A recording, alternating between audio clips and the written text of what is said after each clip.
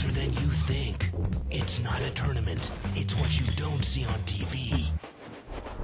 The cash is real. The stakes are high. They bet big. They win big. They lose big.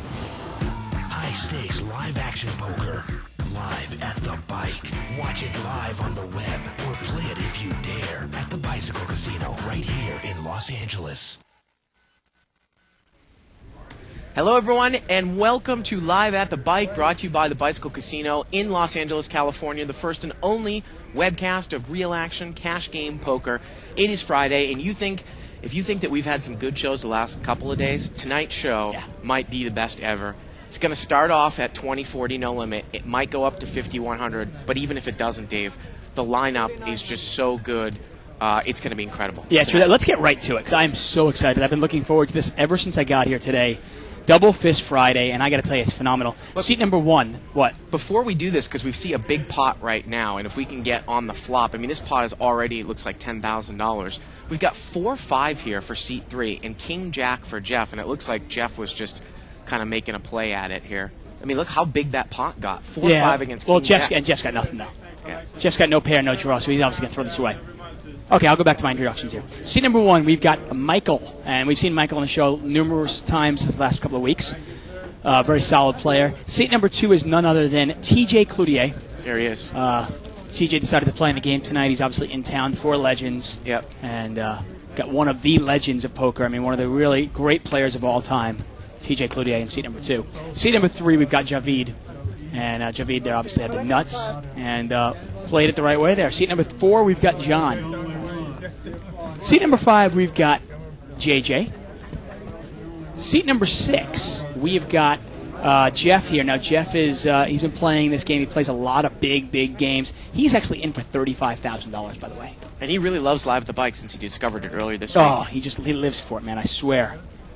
It's like heroin to him. Seat number seven, we've got none other than Kenneth James. Seat number 8, we have Amir. And seat number 9, we have Alan. Now, Alan is already down about $4,000. We bought for another $5,000. Hopefully he doesn't give back all the $30,000 that he won on Wednesday night. Now, something else really exciting. We have Johnny Chan in the house. He supposedly is going to be coming into the booth at some point. Who knows, he might play. We also have Doyle Brunson here. I'm not sure if he's going to be playing or in the booth. We'll see. But we do have Gabe Thaler here as well. And Gabe Thaler is first on the list and is going to be playing and commentating later on. It's going to be great. We've always touted. And Gabe, they're really one of the premier cash game players in the world, no-limit cash game players. We're going to start the night off here with a chip count. Now, this is what's crazy about it is normally the game takes a little bit of time to warm up. Yeah. Already got $83,000 on the table. And, again, this is about 15 minutes old, so this is our point, our end point. Well, it looks like Kenna quickly up $7,000 right away, which is nice to see. Now, again, so this is from 15 minutes ago, so that's going to be our point, because I think Kenna was down before that. The game's been going for about 2 hours. Yeah, so there we go. So once again, Johnny Chan, Doyle Brunson, Gabe Thaler, all might play, all might commentate. We're not exactly sure. Should be exciting no matter what, though. But moves over here to seat 3. We're playing 20-40 no-limit hold'em. Brown chips are 10s, whites are 100s. And those are the chips that we use here. So four-way action here, limped around. Let's get right into it. 5-3-3 here with a couple of diamonds. Pot is $160. Gets checked around here. The turn's a queen.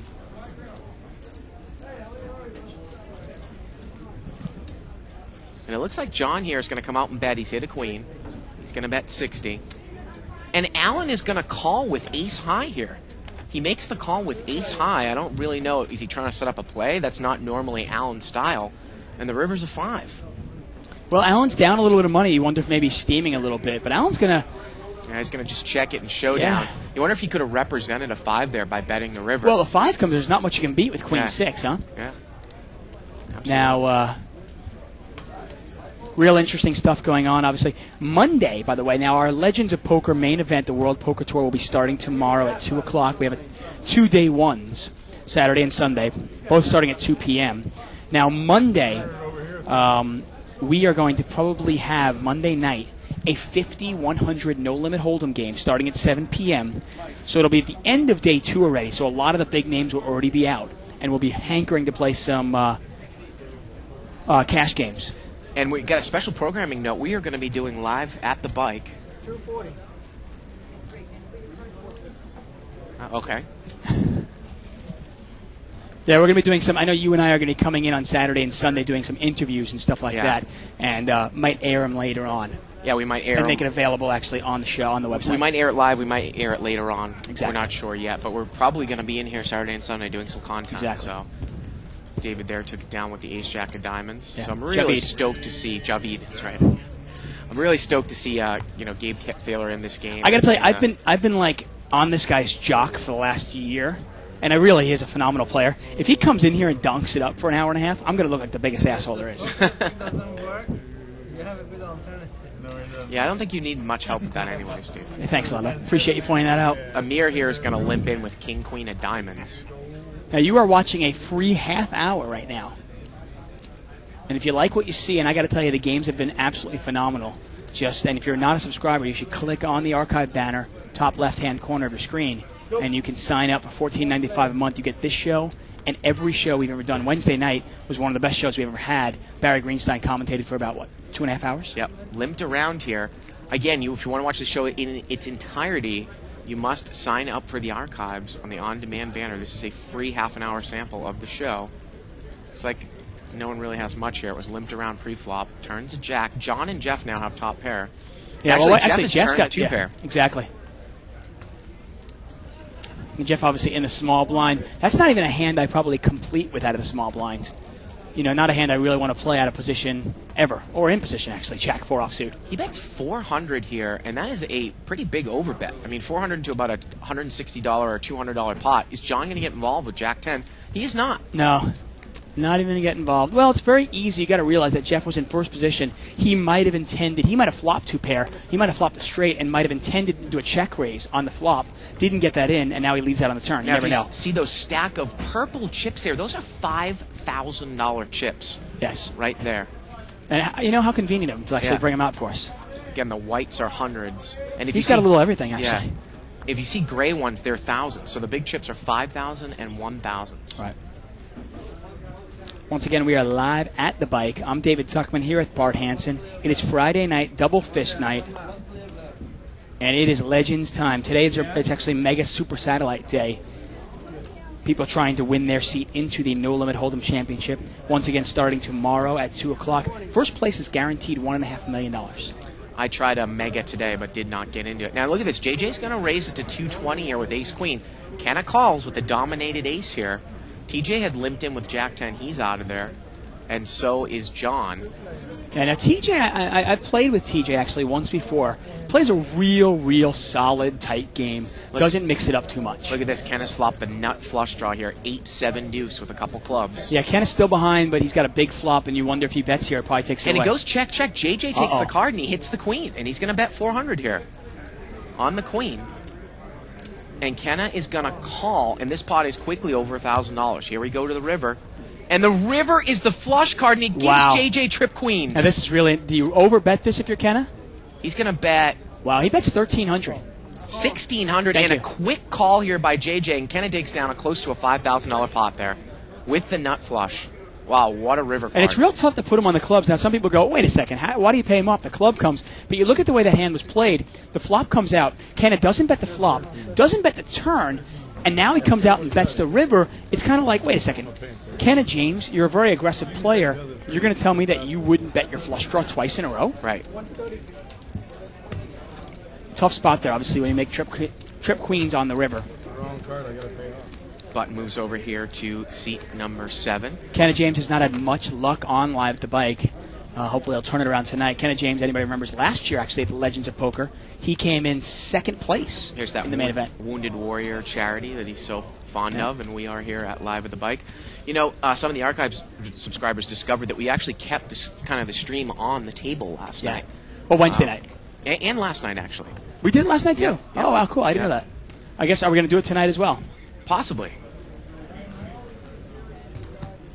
We are still kind of experimenting with that. As always, that's kind of cool. You can email us at liveatthebike.com. Follow a live thread started on the internet by going to 2plus2.com, spelled out, click on forums. Tournament Poker, televised poker, official Live at the Bike thread for August 25th. Four-way action here, limped around, $160 pot, 9-4-3 with a couple of hearts. Well, 2 pair here for Kenneth James. Yeah, he's got bottom 2. And Javid is going to lead out here. He doesn't have anything. He's going to lead with queen 10. Yeah, he's got absolutely nothing. He's got complete air here. Ken is going to slow play it. He's going to just call. Wow, kind of a board, a little bit dangerous to slow play. We'll see what he does. And again, he did just Michael call. not going to stay in there. Wonder if Michael's going to get himself stuck and catch the 3. Oh, wow, and he would have caught 2 pair there. Michael really would have been in a lot of trouble. Turns a deuce. And this is going to go bet fold. David checks to Kenna. He bets. He bets 100. 400, excuse me. How you doing, pal? Yeah, and Javid is not going to play this. Yeah. Gets out. Obviously, 10 on the river wouldn't have changed anything except maybe get Javid in trouble. But moves Now, over here to seat 8. If the producers of the show, if my boss lets me know that we're actually going to stream it afterwards, I will come in and take breaks during my cash game, because obviously I will be playing tonight until the wee hours. I'm planning on being here till late. Really? Even though we have to come in tomorrow like around noon? Yes. The games are far too good for me not to play. I'd be giving up way too much money. The game's just ridiculous.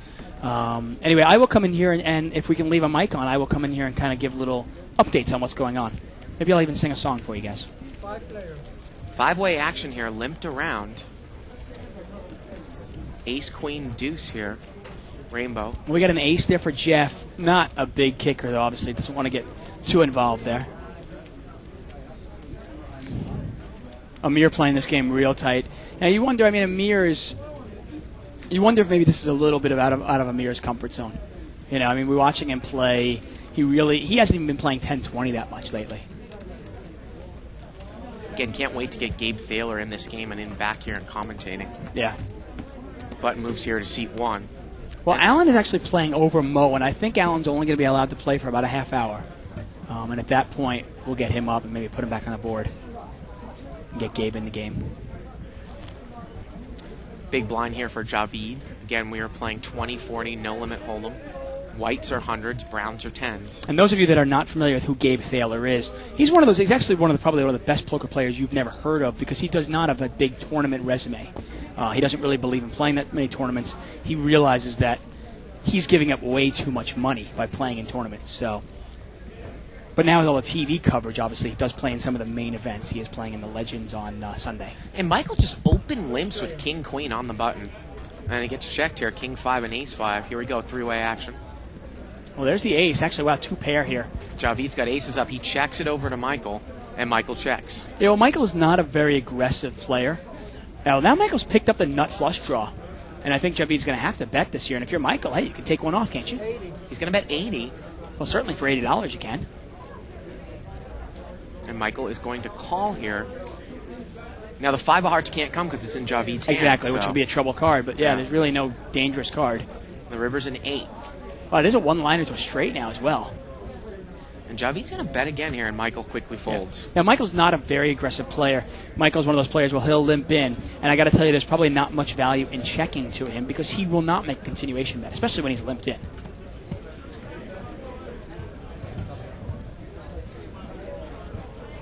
Man, I got to tell you. I love my job as it is, okay? We've got a really cool job. We get to come in here and we talk about poker for 3 hours a night, right? But there are some nights where obviously it's easier to come in than others. Some nights where it's like, oh, God, I got to come in and work again. This week, though, has been just like... Oh, unbelievable. Oh. Unbelievable. Every night it's just like I come in, it's like, oh, wow, who is going to be in the game tonight? We mentioned it a couple episodes again, maybe yesterday too. If you scroll over to the right-hand side of the screen, click on the Life's a Bluff comic. Rather funny comic there about Live at the Bike. And look at this, TJ Cloutier's got pocket aces. And he raises from the button to 220.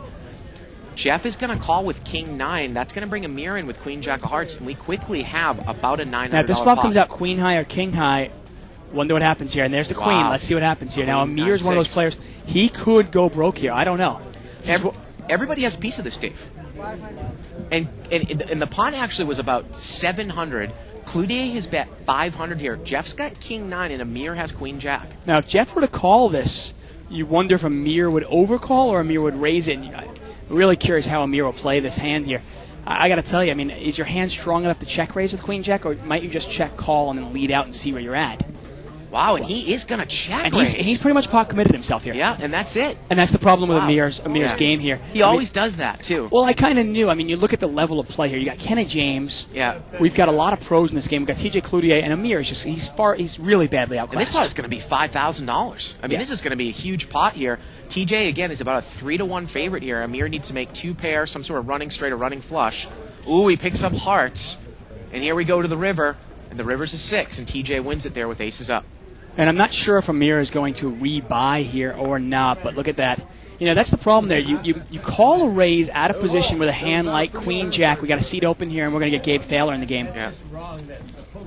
You call a raise with a dominated hand like Queen Jack. I got to tell you, I don't mind calling a raise with Queen Jack suited because there are a lot of things that you can make and really break somebody. But you got to understand that you do not want to go broke if you just make top pair with that hand. Right. I mean, you could be up against ace-queen, you could be up against kings, you could be up against aces. You know, the funny thing there is that I wish I had a camera back here in the booth. I know we all love Amir, but we wanted Gabe in the game so bad. You were really rooting. When you saw that heart on the turn, you were like, no. I love Amir. Amir's a great guy. I really am friends with him. He's a nice guy. But, yeah, I knew Amir would not rebuy. Yeah. Some mumbling. And TJ is going to raise it up to 200 here. We need to see his cards. I mumble at the door. I wish I could do some impressions. I got you pretty good. We need to see TJ's cards over there in suit 2. And we got a re-raise here by seat 3. My mama didn't raise no pool. And TJ's going to fold. We could never see what TJ had, but he did get re-raised on the button. Button moves over here to seat 4. And there's Gabe Thaler. There he is, and this is really going to be fun to watch. Now he has been on a couple of shows, ESPN's World Series, I think a circuit event or the World Series a couple of years ago. Only in a tournament format, though. Right, exactly. This is a gentleman that will play. He plays the 100-200 blinds game. He actually moved to Vegas. I played pot limit hold'em with him at the Commerce, and probably about a dozen times. He played probably every single day. Now Kenna is going to raise it up here under the gun with 8-5 of diamonds. Allen makes the call. Again, he's not getting away from those ace rags. He calls with ace-6. He quit for about 2 days. And it looks like Gabe is actually going to buy in for about $12,000. You were like the... And he might actually buy in for more because Jeff's got more. We'll see how it plays out. We're getting word the Corporation Mike's probably going to be first up on the list. And the button here is going to call. It looks like 80 to me, too. I looked at it. John calls with Queen Jack of Hearts. And Jeff is in there with Jack 3 there in the big blind. We're going to see 4-way action. 7-deuce-3 here. Well, Kenna, he's got a gut shot here. Gut shot, straight draw to the... Actually, does he have a gut shot there, Dave? Kenna does not. No, he doesn't. Yeah. He's going to come out and bet, though, and that's probably He's going got to do backdoor diamonds. All he really has is... he's got the balls to bet. Yeah, got the balls to bet, and he's going to take it down there. And that's all you need sometimes.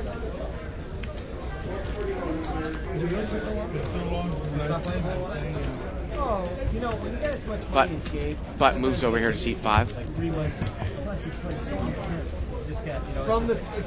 And Kenna is in the big blind here. Again, we're playing 20-40 no limit hold'em. He gets paid like $10,000 a half an hour. Now, there have been some questions on the thread. We're not really going over tonight, right, in terms of hours, because we're going to be doing content over the weekend. Exactly. But we may keep the stream on, though, like we've had the last couple of nights for archive subscribers. Once again, we've got Kenna James, TJ Cloutier, Gabe Thaler all in the game. Corporation Mike actually is next up, I believe. Yeah. Javid is he's limped here, and C5 is going to raise it to 220 with ace queen. Kenna's going to call with the same hand, and is Javid coming in with 8-9? He is. So here we go, about a $660 pot to the flop. King 7 queen here. Well, JJ was the pre-flop raiser, and it gets checked to him, and he bets. He bets 400. And Kenna's gonna raise it. Well, he's going to put some heat on him right there away. it is, check raises. He's going to put some heat on him right away. Maybe he thinks his opponent has something like jacks or tens. Maybe he can get him off it. He's going to make it 600 more here. It was a $400 bet. Really puts JJ in a tough spot here. Now, these guys already have history. Remember, JJ just paid Kenna off with this exact same hand, ace-queen. Now, Kenna's actually, no, neither player is free-rolling. Neither player has a spade in their hands. JJ's out of there, and Kenna, with the aggressive play, takes it down. Well, how can you call that with ace-queen? Very difficult, obviously. If you put your opponent on king-queen, king-jack, I mean, there's something you can beat, really. Yep. I mean, I suppose Kenna could have, like, 2 spades, jack-9 of spades, jack-10 of spades, ace-10 of spades, but even then, do you really want to go to war with ace-queen? Right. Button moves here to seat 6. Now, you played yesterday. You had a phenomenal... Not only did you win on the show when you flopped quad kings, but then after the show, you had a phenomenal run again. I know you called me up. One of my best days ever yesterday. Unfortunately, I kind of, variance as I play more and more 10-20. I had about a $3,800 negative this afternoon. Right. Plus the $1,000 mega that I played in, Dave. So it's big-time swings. And right. I got sucked out on big this afternoon. Kenna with jack-10 of spades here. But obviously, in the long run, you realize that you are making more money per hour in a 10-20 game. All right, make room for Dolly. Get Dolly a seat. All right, yeah. We're getting where the Doyle Brunson is in the game. Or he wants to get in the game. Just because he did say it. Yeah, $1,000. Hey, TJ, 1,000. Give me 1,000. I'll get it. Hey, maybe you should go out and personally ask Alan to get up from the game. Jack 9-8 here on the flop. Kenna's got top pair and he's open. Well, this is interesting, and Michael is open-ended as well, but Yeah. it's really a garbage open-ended because if a 10 were to come, Yeah. you obviously don't want anything now. A big hand here for Kenna. Wow. Big Ken is open-ended. He's got second pair. And Gabe, he's got a flush draw. and look at this. Gabe has smaller spades with a pair. And Kenna bets 200 here. Gabe's got 4-8 of spades here. How is he going to play it? That's a little different. He is going to call. And Michael here is going to overcall. Wow. Well, he needs a 5 pretty much. If the straight card comes to 10, anyone with the queen has a straight. I'm really right. surprised. I mean, the 10 actually is good for him, but how does he know that? And there's 2 flush draws out there. Here we go to the river, and the river is an ace, and Kenna's good here. Yeah, Kenna is good. He's going to check it down, see if he can just see a free showdown here. Kenna checks now. Can Gabe represent hearts here? He did have a caller behind him. And he's gonna just going check. to give up here. And Michael checks, and Kenna's going to take it there with the jack. There it is. Kenna takes it down. Gabe, obviously, once he sees Kenna's bigger spades, is really glad. And Doyle we're going to see if we Brunson can get house? Doyle Brunson in the game. Yeah. I'm going to assume that we're going to kick somebody out. By the time shipping costs are deducted, it's probably Button moves here to And you can see number 7. you can see Mo Okay. Mo whispering sweet nothings into Alan's ear, like, listen, I love you. I'll give you. Come by Yeah. and take snapshots on when you have a table and they sell them on $7. Somebody's paying $7 Unbelievable. for a Polaroid. Yeah. And Butt what's moves really over here to funny Kenna is, James. Anytime we got to sign those pictures, they bring the pictures by. Pocket jacks over here for Jeff on the cutoff. If you don't, that's I know. automatic. You know what's funny? And how about When we first started our show, we had to fight to get people to play on the show. Right. Now we have to fight to get people off the show. Our board is like 30 long. Maybe we need a second live at the bike table. And a raise here by Jeff with pocket jacks, and Allen calls here with ace-5, and Michael's in there with 7-3 of spades. Wow, and Michael flops bottom 2. Now there's a queen out there. Yeah, I mean, that's the problem. We always talk about it where, yeah, okay, you got lucky enough to flop 2 pair, but so many things have to go right for you to make money on this hand. Yep. Not only do you have to flop 2 pair, but an overcard can't come to Jeff's jacks. Because now once you call this, yeah, I guess Jeff can put you on clubs, but he can also put you on a queen. Does he really want to commit much money with jacks? And Michael is going to raise. Yeah. Well, Michael, he plays pretty straightforward. When he makes his hand, he bets it right away. And he's going to move. Did he say all in? No. Did he go all in? Yeah, he is all in. He is all in. Once again, the players have to move their chips in if they're going to move all in. Yeah. Now, obviously, And there Jeff he is is. easily going to fold here unless he just thinks he's. Well, maybe Michael's making it look like an overbet, like he is on a club draw. Well, that's funny. I played with Michael, and Michael did that to me as Yeah. well. I told you the flop came out king 7-6 against me. I had ace king, and he overbet the pot moving all in. I thought he was on some sort of straight draw or flush draw, and I called him with ace king. 28-60, and Jeff calls. Wow. He calls quickly, and this pot is quickly $8,000, and Michael is in the lead here. Yeah, Jeff's going to need a queen or a jack here. That overbet really, I think, got Jeff. I think he thinks that Michael is on a club draw. Yep. Well, it's a nice play here. Sometimes the overbet is confusing, and the pot is what, about $7,000? Yeah. This 20, right? 2000. He's a good dealer. 24, 27, 28, 60. And Jeff calls. 28, 60. And You know, and the big overbet by Michael really confused Jeff. And I got to tell you, I fell for it myself the first time I played with him. And Jeff asked, do you have a flush draw? You got 200? You got the bottom thing? And we're talking about working a deal here, and they might run the cards a couple of times. Because I believe that Jeff did call. And they're going to go. Here we go. Turn No is deal. an 8. Michael's good so far. He needs Queen, to dodge an 8 some or jack? cards. Oh! An 8. And the river's an 8. And look at that. Jeff wins it with jacks up. Oh, that's so brutal. Well, that's, you know what, I got to tell you. And I think Michael is getting up, so that's going to be another seat that's going to be available. Well, there here. you go. Yeah. I got to tell you, What did he just I say? think I'm Danny. Wow. Oh, that's so brutal. yeah, I got to tell you, you know what, though? I'm just going to put this out to our viewers here. You got to realize that when you're calling a raise with a hand like 7-3 suited, so many things have to go right. And then even if you do flop 2 pair, you have to know that your 2 pair is vulnerable. Yeah. You have to know that you are up against an overpair, and you are only really a 2-1 favorite. This seat is. But moves over here to seat 8. Dave will tell you. I don't know what the hell. I believe that Mike is going to come in here into seat 1. Yeah, that's exactly how I described it. Really? There he is. There's Mike.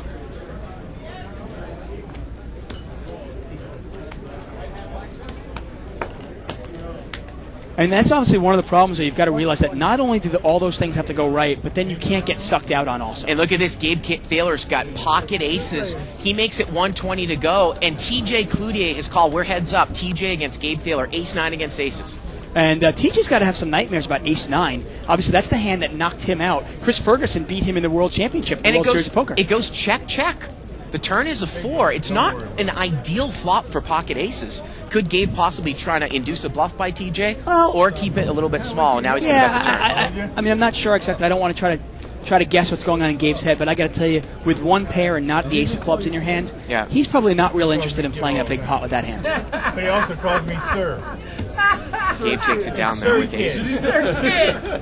Did he just call you kid? I just did. Again, it's going to be really fun to watch what Gabe does. You know, Really. it's kind of funny, obviously, doing live at the bike. Obviously, we have our regular customers that come into the bike on a weekly basis, a daily basis, you can even say, and obviously trying to keep them happy. But at the same time, obviously, all the big names that have come in here during Legends, trying to get them on the show as well. Yep. It's kind of the headbutting going on.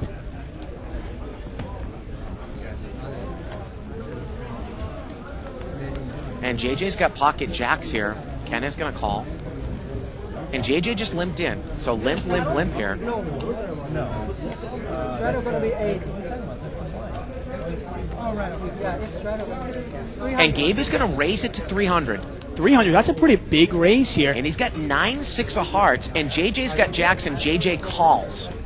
So he does not pull the limp raise. He's going to smooth call with jacks. I mean, do you really want to commit? How many chips do you want to commit with Right. jacks out of position? Right. You know what I mean? Now, obviously, anytime you see Gabe making a move like this, you're going to see him do it in position. I'm almost 100% sure of that. But we oftentimes see people, really overplay jacks like it's a limp re-raise hand. Yeah, obviously, at this level, though, you're going to see people realizing that jacks are vulnerable. If you re-raise and Gabe has you beat, there's no incentive for him to give away the strength of his hand. And we are heads up here. Pocket jacks against 6-9. And Gabe flopped a straight draw, and JJ has the overpair. This pot is $700. It goes check, check. Gabe takes the card. The turn is a 9, and Gabe now has a pair. Yep. And JJ's going to come out and bet here. And now the 8 is no good here, by the way. The 8 was actually a straight for Gabe, but now it actually gives JJ a bigger straight. And Gabe is going to call. Gabe needs a 9 or a 6 here. $1,700 pot, and the river is an 8, and both people have straights. JJ with the higher straight with the jacks. Exactly, and Gabe with the idiot end of it. And JJ is going to come and bet. And he overbets it, and it's real tough to put him on. Well, he bets $800, Dave, into about a $1,600 pot.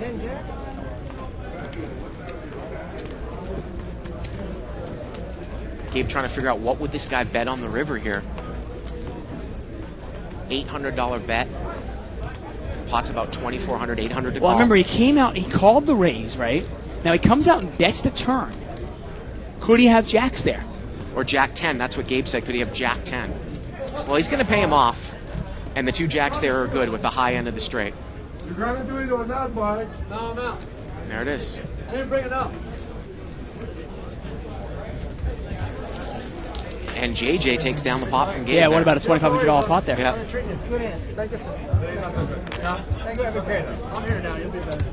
And here comes Corporation Mike into seat 9, and he is to the left of Gabe. This is going to get real interesting real quick. You know, Mike is a smart guy. I mean, Mike is definitely. We saw him on Wednesday night. The funniest thing is, we actually didn't see Mike play that many hands on Wednesday night. Yeah. He played it real low. He actually lost, I want to say, close to 20 grand on Monday night because he continued to lose after the show. See if he can make a comeback today. Obviously, he's Thank you, Johnny. very good at persevering. And, I want to really thank Mo. I'm going to have to thank him after the show. Obviously, Mo is actually letting all these players play over him. $40,000 pot. He pushes all in on the turn with a pair and a flush draw. I got 2 pair. Heart comes on the river. And Mike's still complaining about something that happened in 2003. No, I think he's complaining about a beat that Johnny Chan put on him on Wednesday night. He did, yeah. He had me beat before. And Mike had 2 pair, Johnny had a pair and a flush draw, and Johnny made it on the river. We're trying to keep it pretty solid. $40,000 pot. Johnny's got Jack Deuce. He's got 10-7. Don't worry about it. Strange hand. Gabe has raised it here. We only play really He's solid. making it only 3 times the big blind here. He makes it 120. Again, we're playing 20-40. Allen has called with 10-8. Javid is in there with King Jack. Pocket deuces here for Mike. So 4-way action here. It's about a $600 pot. Wow, look at this. Queen, Queen, Jack, and Gabe has flopped trip queens. And let's see if Gabe bets it right out here. Let's see if he's going to bet it right out, and he does. He was the pre-flop raiser, and he comes out and he bets. He bets 240 here. Is Javid going to get involved? Gabe comes out and he bets his 3 queens. And Mike he hasn't folded pocket deuces yet. And Mike calls. Mike is going to call, maybe try to spike a deuce here. And can Javid overcall? Mike just might think, Gabe wouldn't bet a queen here. Maybe I can represent a queen. So it's one of the things, how would I play it if I had a queen? Well, I'd smooth call one time. And Javid is out of there. Well, once Mike smooth calls in between, obviously it makes it easy. I think Javid might have called Gabe. This spot is $800 here to the turn. Ooh, the turn's at 3. That was close. Let's see if Gabe can... Now, you wonder if Gabe knows how aggressive Mike is. But he's going to continue to bet. He bets 420, maybe trying to give Mike a little rope to hang himself here with. Yep. Pot is how big now? Pot is about $1,200, 420 for Mike to call.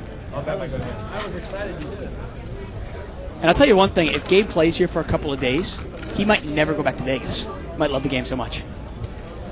Now let's see what Mike is going to do. He's putting the money in that he owes. Again, it's 420 for him to call here. He hasn't done anything yet. Looks like he's only about 5,000 behind. I mean, this is almost funny. I'm sorry. I look at this lineup that we have here today. We've got some of the greatest players in the world, and like Allen's in the game. Yeah. It's almost laughable. I love Allen. I mean, and God. Mike looks like he's going to put chips in the pot. He makes the call, and this pot is quickly $2,000. And Mike needs a deuce and only a deuce here. What do you think Gabe puts him on here? Remember, there are clubs out there. There's a and Gabe makes quad queens. And what is Mike calling with? Gabe obviously trying to figure that out there. And you wonder, will Mike think that Gabe doesn't have a queen here and he's going to try to represent? Well, does Gabe think Mike has a jack and can try to bet this off of a full house? Well, that's the problem, though. Yeah. The problem is Mike can probably only call this, though. It's really hard to represent, get somebody off a jack here. You know what I mean? Or get somebody off pocket kings here. You know what I mean? And Gabe is going to bet 900, about a half pot size bet. Pot is about 2,800, 900 for Mike to call. And Mike is going to call the whole way with deuces, and Gabe wins it with quads. And Mike laughs. Sit down, the guy has Mike, do you know Gabe? Wow. You can tell kind of how Gabe how old is he? He's older than you are, right? Yeah, it makes him real old, right? Well, mid to late. Is that where you're trying to... Where are you going? The point is that a lot of people underestimate him that don't know him because I think he kind of looks young. Yeah. You know what I mean? I got to tell you, in the games he plays right now, because he's not like he's jumping into a 5-10 game. Right. Most players know who he is. Most players. Okay? I got to tell you, right at this point in the poker world, if you sit down with 4 21-year-olds, it would be stupid to underestimate them. Yeah. I was talking to Paul about that this season. Turkey said there used to be a day and age where, if a bunch of young guys like that, 21, 22-year-olds would sit down in your game, you'd almost start salivating. Now you can't, though, because you got to assume that a lot of these guys have a lot of experience on the internet. They know how to play. Looks like we got a misdeal here. My bad. And this is great that I think it's just great, Dave, that we have some of the Live at the Bike classics like Mike and Alan, and I might even consider Kenna James, too, a somewhat Live at the Bike regular, coupled with TJ Cloutier and Gabe Thaler. Well, of course it is. I'd like to see how our regulars match up against these guys. Now, TJ, obviously, the funny thing about having TJ Cloutier in the game, as much as I love having him in the game, you got to realize he is not here for your entertainment. Right. He's here to make money. I played with him We're here for your entertainment. I can tell you, I played with him for about an hour this afternoon in the 10-20 game, and he didn't play a hand. That's what I mean. I've played with him twice, actually, both times here at the bike, and he's extremely tight, extremely patient. He might play 3 or 4 hands an hour. He just doesn't mix it up much. He waits for other players to make mistakes, and he lets them. And he knows how to take advantage of those mistakes. Katie by the door. Limp here, limp on the button. Now what do you say? Now what do you say? Now what do you say? Now what do you say? Yo. Seat 4 is going to limp. Kenna made a limp with ace-9 up front, ace-9 suited. Mike's in there with king deuce. Here's the 5-way action. Queen deuce 4 here with a couple of clubs. A couple of players have deuces. Yeah, there isn't a whole lot out here, Dave. No. I said strong, and I Well, that won't stop Mike, though. He's in position here. Well, now he's going to check it. Checks it over to Javid. Javid has nothing. He checks as well. Turns to jack, and now Javid has the best hand. Yeah. I do need one. Check it. All right. And Mike now checks as well. I was just kidding about the 6. And Javid is going to come out and bet here. And that should be enough to take it down. I don't think anybody's going to call. I was going to say, the thing about Mike is, he really has a grasp on is, if he was going to call, he probably would have bet. I would be surprised if he calls here with king deuce. No. Yeah. See, he gave up the pot. Right. He's one of those guys, he's smart about it. He goes, you know what, I'm not going to play a hand passively Right. and then lose $1,000 on it. It's not his style. Once again, we are live at the bike. I'm David Tuckman here with Bart Hansen. All of you that are watching it now are subscribers, and we thank you. Hopefully you are enjoying August at the bike, because I know I am. Button moves over here to seat 4. And I just find it a little bit humorous, and I don't, anyone, they might not be doing it intentionally on 2+2. The discussion is, well, who's Gabe Thaler? Oh, he won 3rd place in the pot limit, Hold'em event in 2004 to Gavin Griffin. Well, that's how people, but that's the thing, though. That's how people are recognized. Right. The funny thing is, and it's no fault of it, Kenna James is a more recognizable name than Gabe Thaler. And as much as I love Kenna James, I think Gabe Thaler is probably a much better cash game player. And Gabe is going to open raise here he's going to open raise Kenna's straddle under the gun with 6-4 clubs. Alan calls with king 10 of hearts. Jeff is in there with king queen, and Kenna's in there with ace 8. This pot is quickly $900. Gabe the pre-flop raiser, and his cards are really live here. And he flops a flush. And Alan's got top 2, and Jeff's got king queen. Well, Jeff likes to play his hand hard, but I mean, come on, king queen there. Man, you have top pair, you have second kicker, no club. Now, Alan actually has 2 pair, and I have a feeling if this is played hard, a lot of the money might go in right away. And look at this, he's going to bet the flush. Of course he's going to bet it. He was the pre-flop raiser. And there he is. He's going to bet 420, about half pot size bet. And is Alan going to get stacked with this hand? And the funny thing is, if anybody can kind of find it familiar, all the stuff that you and I kind of advise, a lot of the stuff that I learned was from watching Gabe play. And here we go. Alan is going to raise it up. Now, for Gabe, do you have to think maybe somebody else flopped the higher flush here when Alan raises? Yeah, but there comes a point where what are you going to do? You're going to just check it? You're going to fold it? And Alan raises Alan's it up. not that deep. Yeah, he raises it up. 1,800 more. I don't know if he doesn't really have all that much left. I don't think Gabe is probably that concerned. I mean, if Gabe bet 2 pair here, it's one thing. And Gabe obviously has got to think about it, because he's pretty much going to say, I'm either going to move in here or I'm going to fold. Yeah. He's still thinking about it, though. Well, of course. He's going to take his time, but it's either... Yeah, and he's going to move all in here. and Allen beats him in the pot. And this pot is going to be quickly $8,000. Allen needs to fill up here. Yeah. Allen needs a king or a 10 here, or Gabe is going to knock Allen out here. And we've got, about a $9,000 pot, and Gabe does not run it more than once, by the way. Here we go to the turn. Wow, turns another club. That's a horrible card for Gabe. He probably thinks he might be beat now. Well, yeah, it's real tough. Here we go to the river. Oh! 10! Oh, man! Oh, that's sickening. Wow! And Allen continues to burn it up here on the table. Oh, sick. Man! Well, that's part of the reason. I mean, you see, And Jeff folded a king, Dave. Yeah, Gabe bets it right away. He gets Allen to raise him. He gets all the money in with the best of it. And I tell you, if the jack of clubs had come off, not only would have it scared Gabe, but it would have killed the action anyway. Wouldn't have got anything from Allen. Absolutely. Gets his money in with the best of it. And I want to say, what did Allen have? 3 outs? And he hits it, obviously. Yeah. 3 outs with 2 cards to come. We had 4 outs, right? 1 king and 3 tens. Only 2 tens. Oh, 2 tens. Yeah, 2 tens and 1 king. Right. 3 outs with 2 cards to come. Yeah. Literally, it's about 88% to 12%. Wow. But, 4 outs hey. for Allen, Mo. Unbelievable. That's Allen. It's funny, and Gabe, I think he's probably smiling inside. Obviously, he doesn't like to be beaten, but he knows how good this game is. Oh, he doesn't care. That Right. doesn't... Right. He's a professional poker player. This is what he does for a living. Right. This stuff doesn't... I mean, nobody likes to lose, but... Hey, well played there, buddy. Okay. Right. Nice hands. Move on. And the butt moves over here to Jeff, and we're only done with about the first half an hour of the show here. Wow. Unbelievable.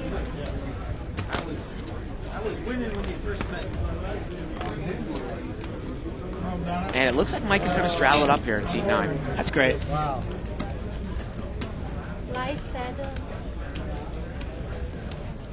Butt moves here to seat 6. That's Allen. I went to Chicago. That's Allen. When he goes to that club, That's Allen. Even Getta knows the terminology. That can't be good for Gabe.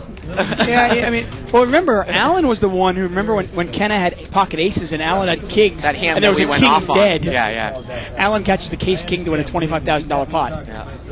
I swear, I mean, Allen has just been on fire lately. He's, God.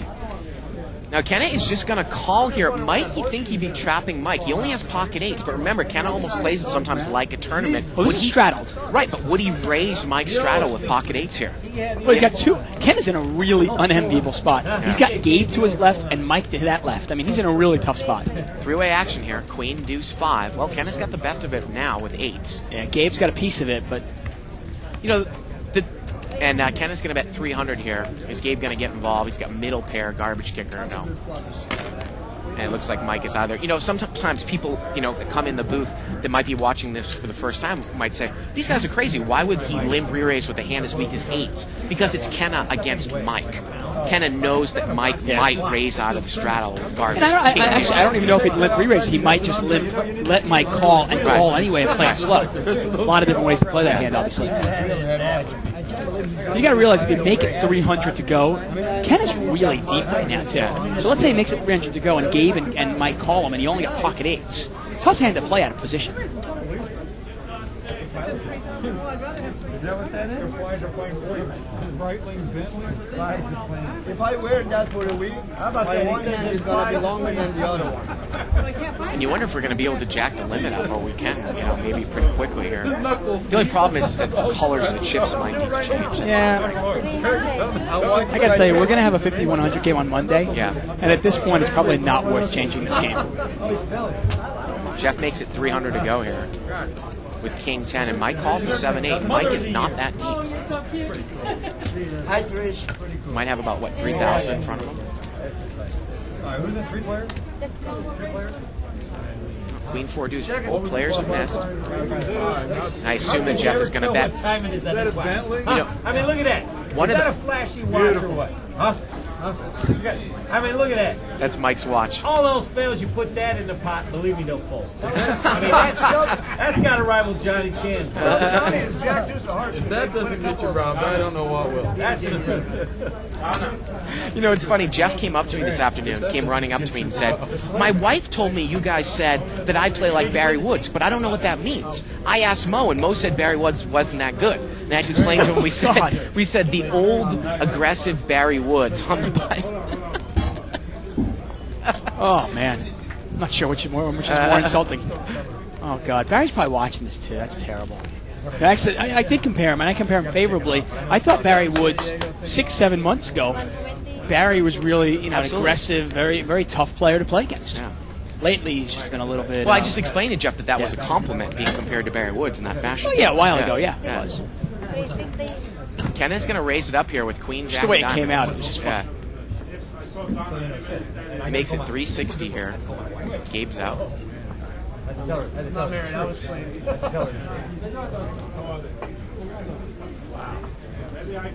That's Alan. Put it all in perspective. Oh, good news. We just heard David Kelsey just won the Mega Satellite. Just won the seat into How the about he went like Main this? event. World Poker Tour Legends main event. And then he fumbled about 1,800. He just said, maybe I'll just fold. Now that's strong. That's great. Always root for our Live at the Bike regulars. Well, John is going to call here with 7-8 of diamonds. He is dominating with diamonds, and JJ brings it in as well. The spot is quickly over $1,000. very strong.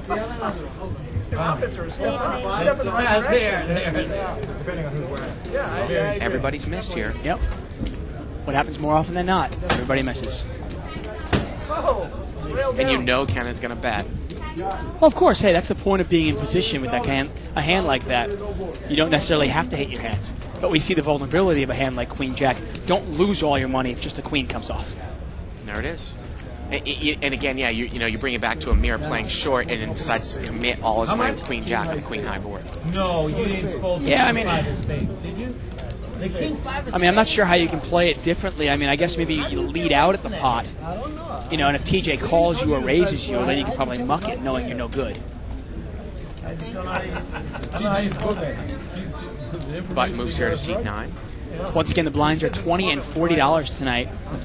TJ is in the big blind. Javid is under the gun. Going to take a look at another chip count here, the second one of the night. Must be your friend. 70,000 here on the table. Some of the money was taken off the table. That's a little strange. Yeah, this is actually off. We're gonna take this okay. off and we're gonna fix it up in a second there. So for some reason, that is Jeff in there is 3,400, and I think it's more like 34,000. Yeah, it is. And Jeff is going to raise it up here, 230 with pocket kings. I'm trying to figure out how money was taken off the table. Right. I'm like, Gabe came out with 12,000. Alan left that seat. And Jeff is going to take it down. He shows the kings. No flop. Careful what you wish for with that hand. I had those, some guy raised me with King 9 the other night. Gabe just said, be careful what you wish for with that hand. Again, we always see a lot of people over-commit with pocket pairs. That's my seat. King 9. I don't know why. I just... I like the corner. Now we're going to be having, hopefully we'll get Gabe in the booth for a little bit. Hopefully we're going to get Johnny Chan in the booth for a little bit. If you have any questions for him, you can email us at live@thebike.com. And I think we'll get a chip count again here. There it is. There we go. It's more like it. 93,000 on the table. Yeah. Jeff's got the most with 34,000. Kenna with 19. Javid with 12. Gabe is down to 4 apparently. Wow. And let's take a look at the differences here.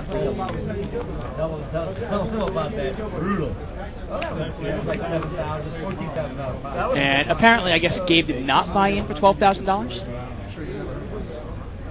Well, we'll keep track of this through the night. And Alan is still down $1,000. Yeah, we'll get this fixed up. Yeah. That's a good one. And the guy's sitting right here. If the guy's sitting right here, And Gabe is going to raise it up here with ace-jack off suit. Makes it 220 to go.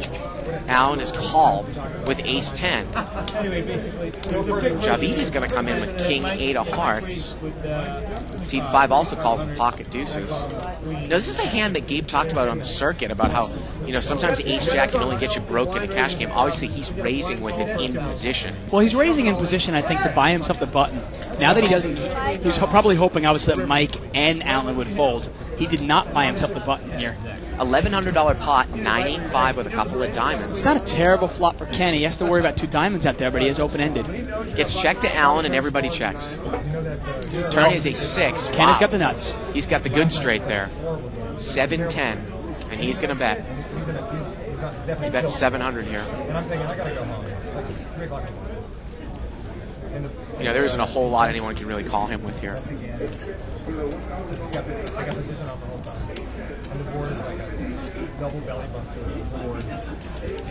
Well, Javid is thinking about it here with king-8. I mean, only just a bluff catcher, he's out of there. And so is JJ with deuces. What a great card for Ken, the offsuit non-diamond 6 there, Oh, right? it's beautiful. Yeah. Although you actually probably prefer the offsuit jack. And there it comes. You probably prefer the jack up because the jack is more likely to hit somebody. It's more likely that somebody else might have a 10 in their hands. Maybe somebody sticks around. Button moves over here to TJ Cloutier in seat 2. But the guys are going, how did you make that call? We haven't really seen him play a hand again except for ace 9.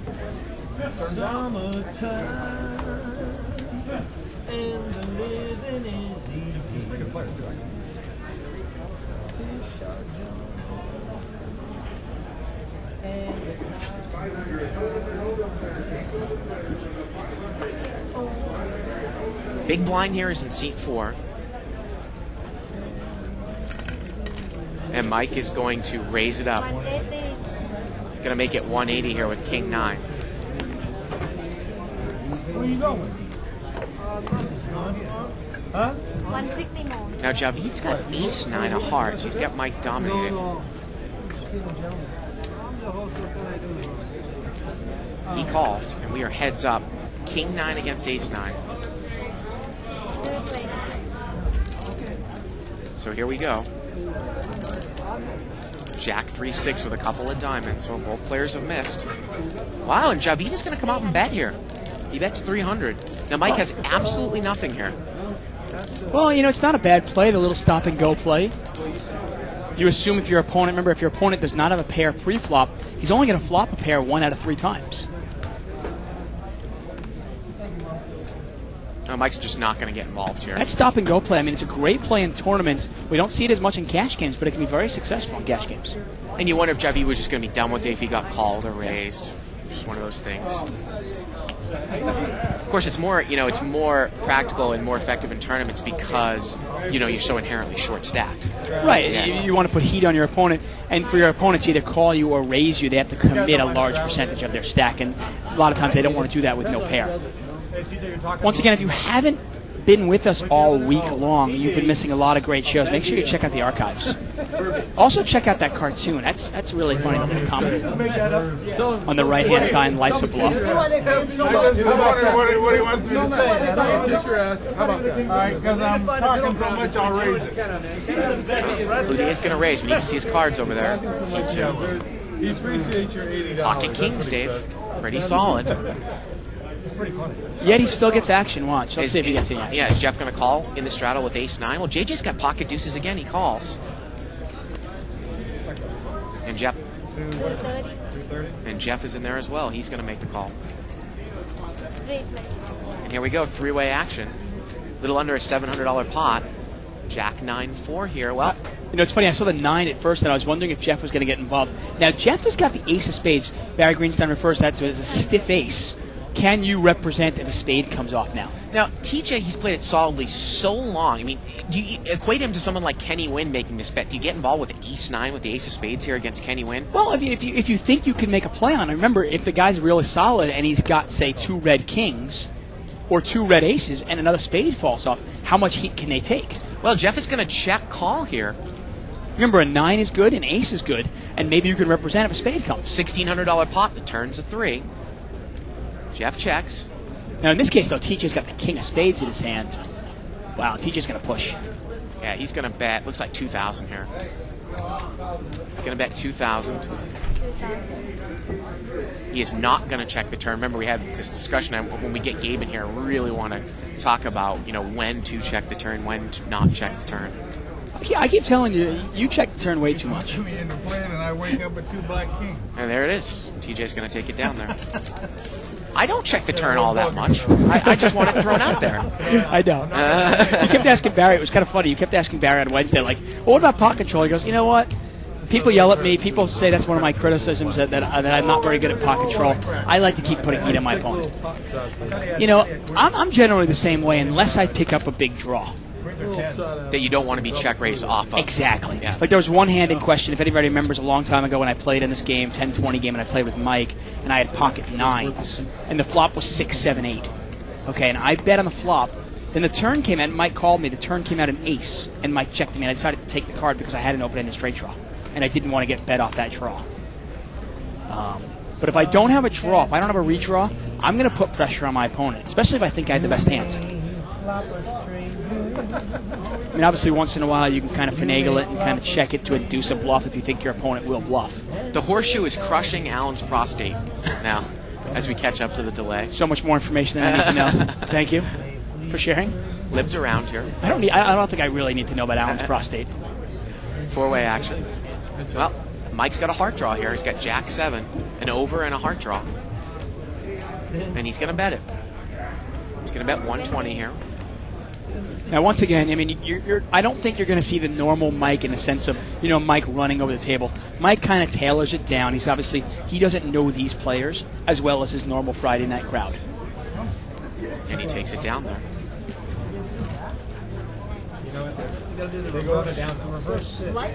And Okanada. And I will tell you, Okanada on 2+2 points out that Alan had actually another 6 outs to tie on that hand because they were all high fluffs. I'm going to tell you a secret too.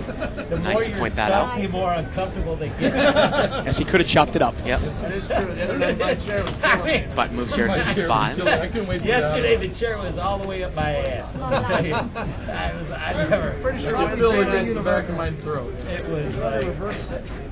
Well, TJ's got 8-7 of hearts here. He's going to limp in from mid position. I felt like I was. Javid's got pocket 3s. He's probably going to come in as well. He does. Nailed chair the other night. Javid is going to call. Excuse me, JJ is also going to call.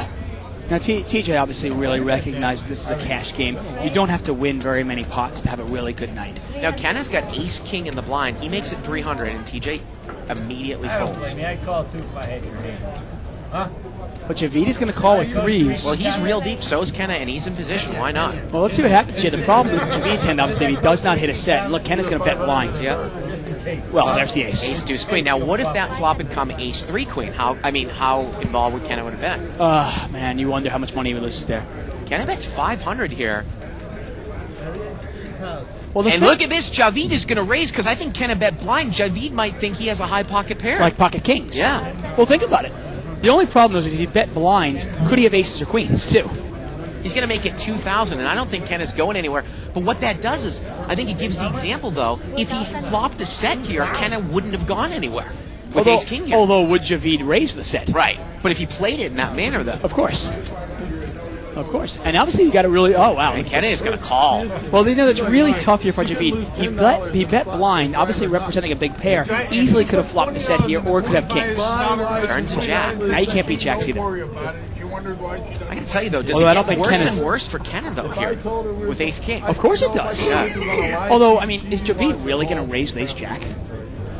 Man, that's a... I mean, is he really going to raise $2,000 with ace-jack? His pot is about $6,000, and it goes check-check. That's exactly. Here we go to the river.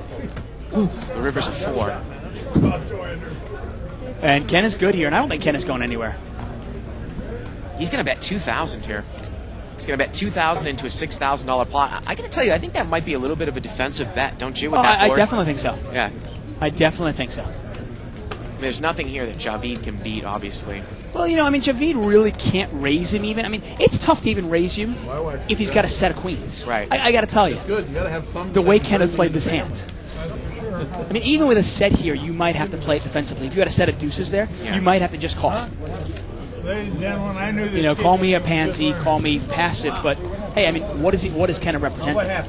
Again, and I think that blind bet, actually, I know you and I said we're not a huge fan of the blind bet all the time, unless you're pushing all in blind, which sometimes you do if you're short. Yeah. That really induced that raise. Yeah, once in a while, hey, I got to tell you, I don't mind the blind bet sometimes because, sometimes if you do it with ace-king and you also do it with aces. Right. I mean, if you're only going to do it with aces, then obviously it's not great. We get a couple of posts here. Way to go, Kelsey. Obviously, that was a $1,000 mega satellite. Pretty much one seat to the Legends of Poker main event given out for every 10 players that entered. Mike here with pocket 3s, and he is in the straddle spot. Alan limps in with Jack 10 from up front. Kenna is going to call. Yeah, we can't see Kenna's cards. We'll see him in a second, though, after he clears off his chips. Gabe is going to complete here. Gabe's got deuce 4. And it looks like Mike checked his straddle. So 4-way action, $320 pot.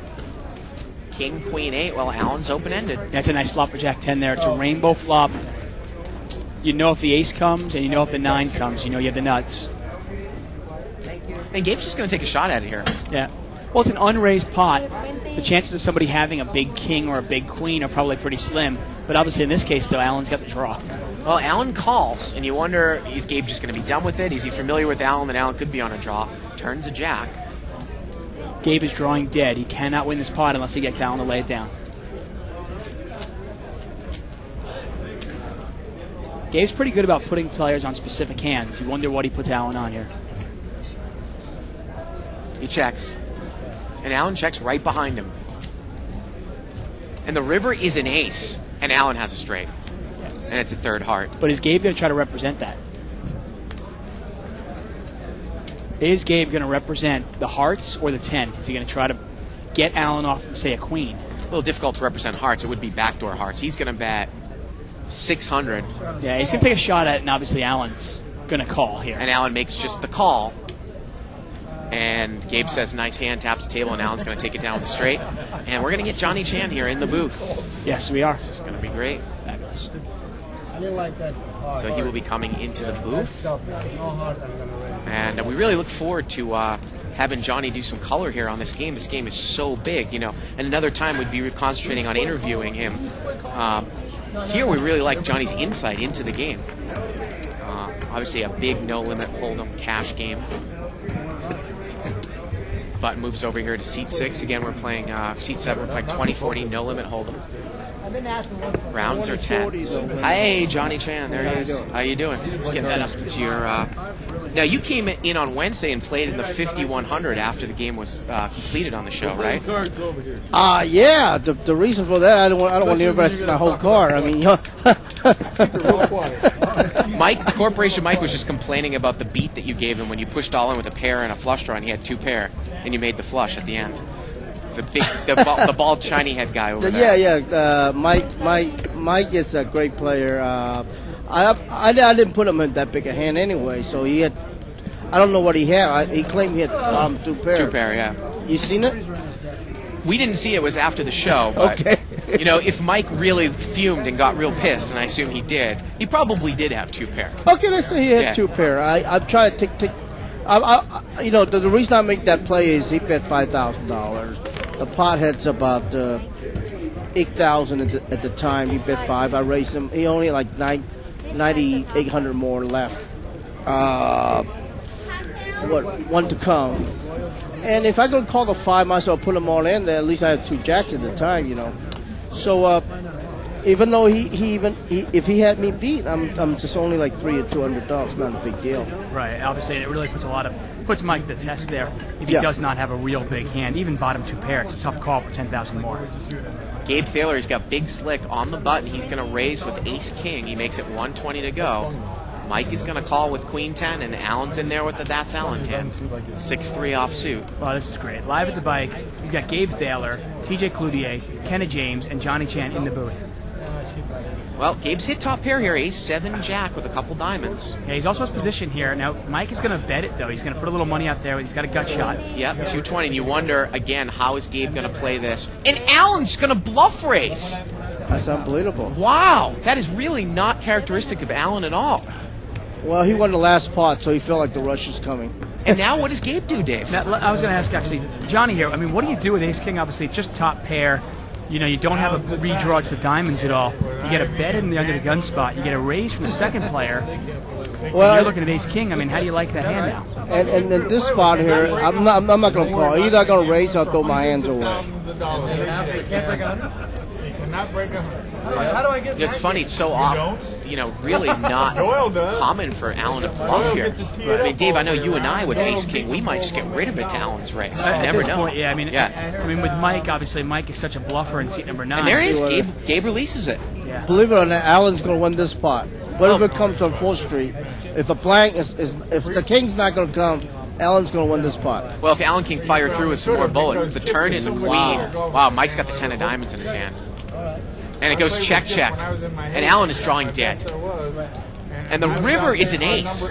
And you wonder what Gabe is going to be thinking here when they turn this over. You know, the funny thing is, if you didn't know Mike and Alan so well, you'd almost think they were playing partners. And Mike is checked, and Alan's going to bluff at it. There you go. Mike's going to win this spot. Alan's going to win this spot, like I told you. Mike's not going to call. Really? Absolutely not. Mike sometimes has trouble getting away from hands, but it is Alan, Dave. Absolutely. Unbelievable. Absolutely. That's my prediction. And Alan shows the bluff. I was right again. He Alan's shows going to win it. this spot. One to go. Look at Gabe's face. What's going on here, man? Gabe, just what's going on? Something's wrong here. Oh, man. Johnny, I tell you, it is an absolute privilege and honor to have you in the booth with us. I got to tell you, we've been watching this guy. He's a regular on Live the Bike. We've been watching him for a year and a half. He has never made that play ever in the history of the show. Well, let me put it this way. He knows Johnny Chan's be watching him play. So he want to show me a trick or two. So. You learning something? I do that for a living. But moves over here to Mike. Johnny, whenever I see you come to the casino, I've seen you play in some high-level mixed games.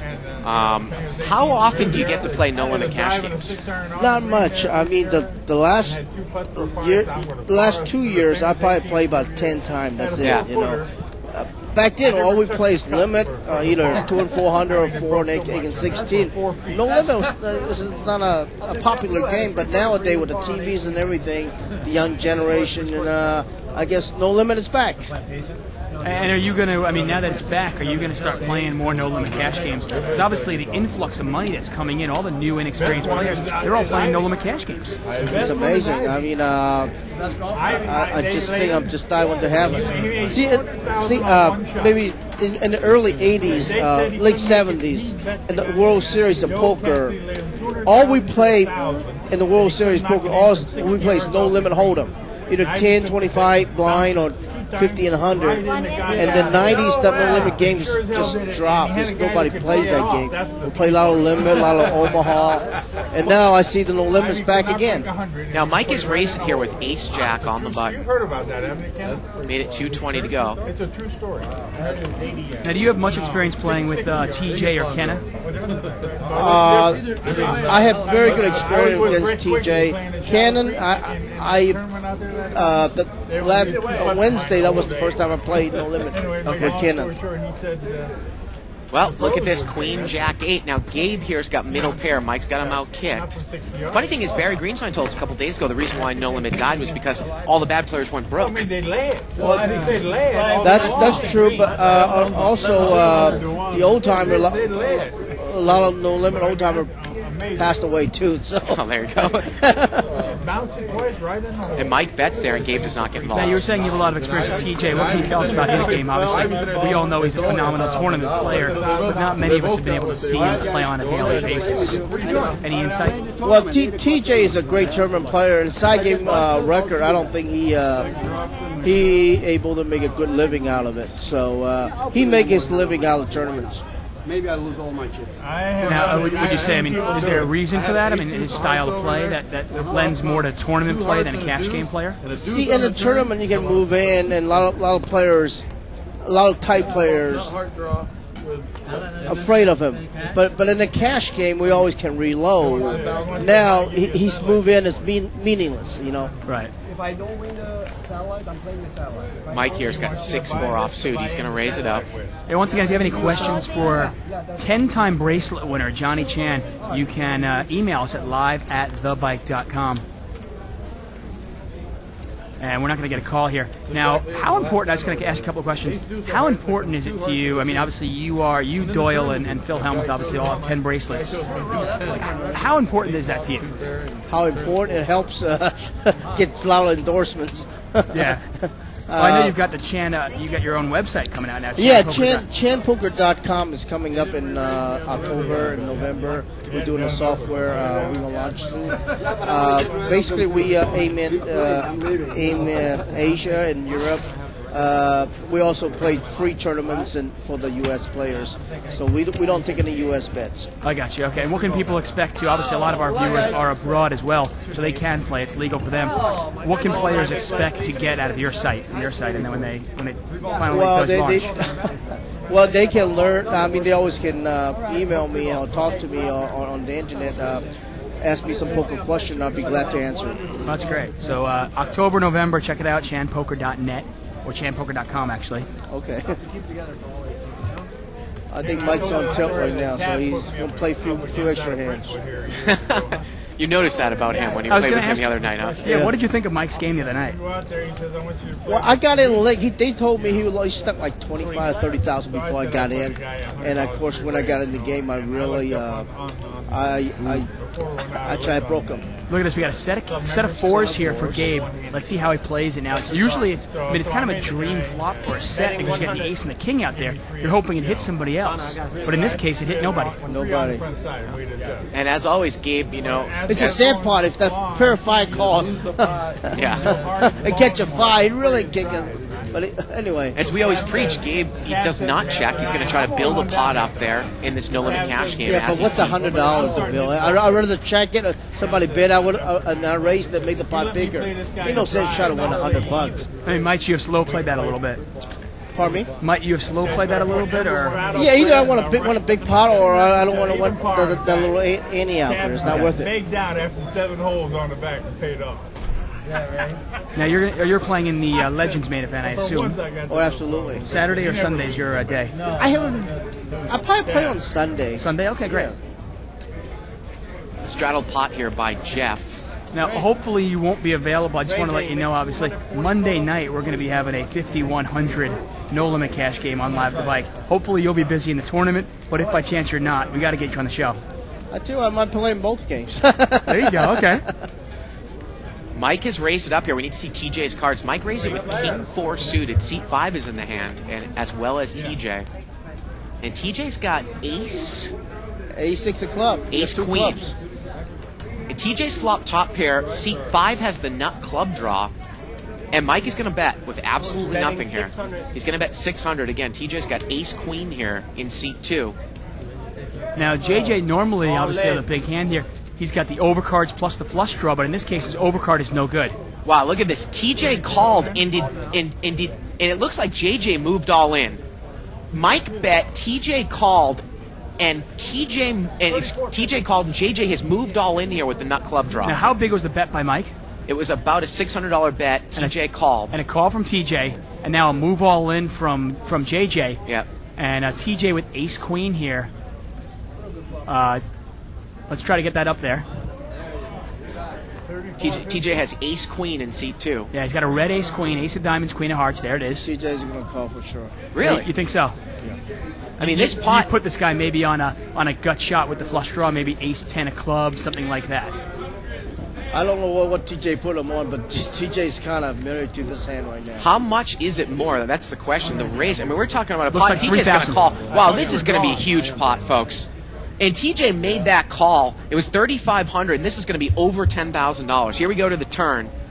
JJ needs a club or a running straight. Now he only can catch a club here. Yep, he's got 9 outs, and that's it. Yep, here we go to the river. And the river's a 5, and TJ wins it there. Wow, and TJ is pretty much going to, another big pot for TJ Cloutier. He is one of our big winners tonight. I think the issue there, Dave, because it was a little bit confusing, the action was that the pot pretty much pre-flop was about 900. Mike bet 6. TJ called 2,100. Seat 5 now calls and pushes in. It's about a $6,200 pot, about $3,400 to call. He's getting almost 2 to 1. Right. Well, that's the thing, and the board is so draw heavy. Yeah. Maybe you are forced to call. I mean, Johnny, when you look at a board like that, if a guy moves all in on you, what are you thinking with a board like that? Well, it depends what kind of hand I got.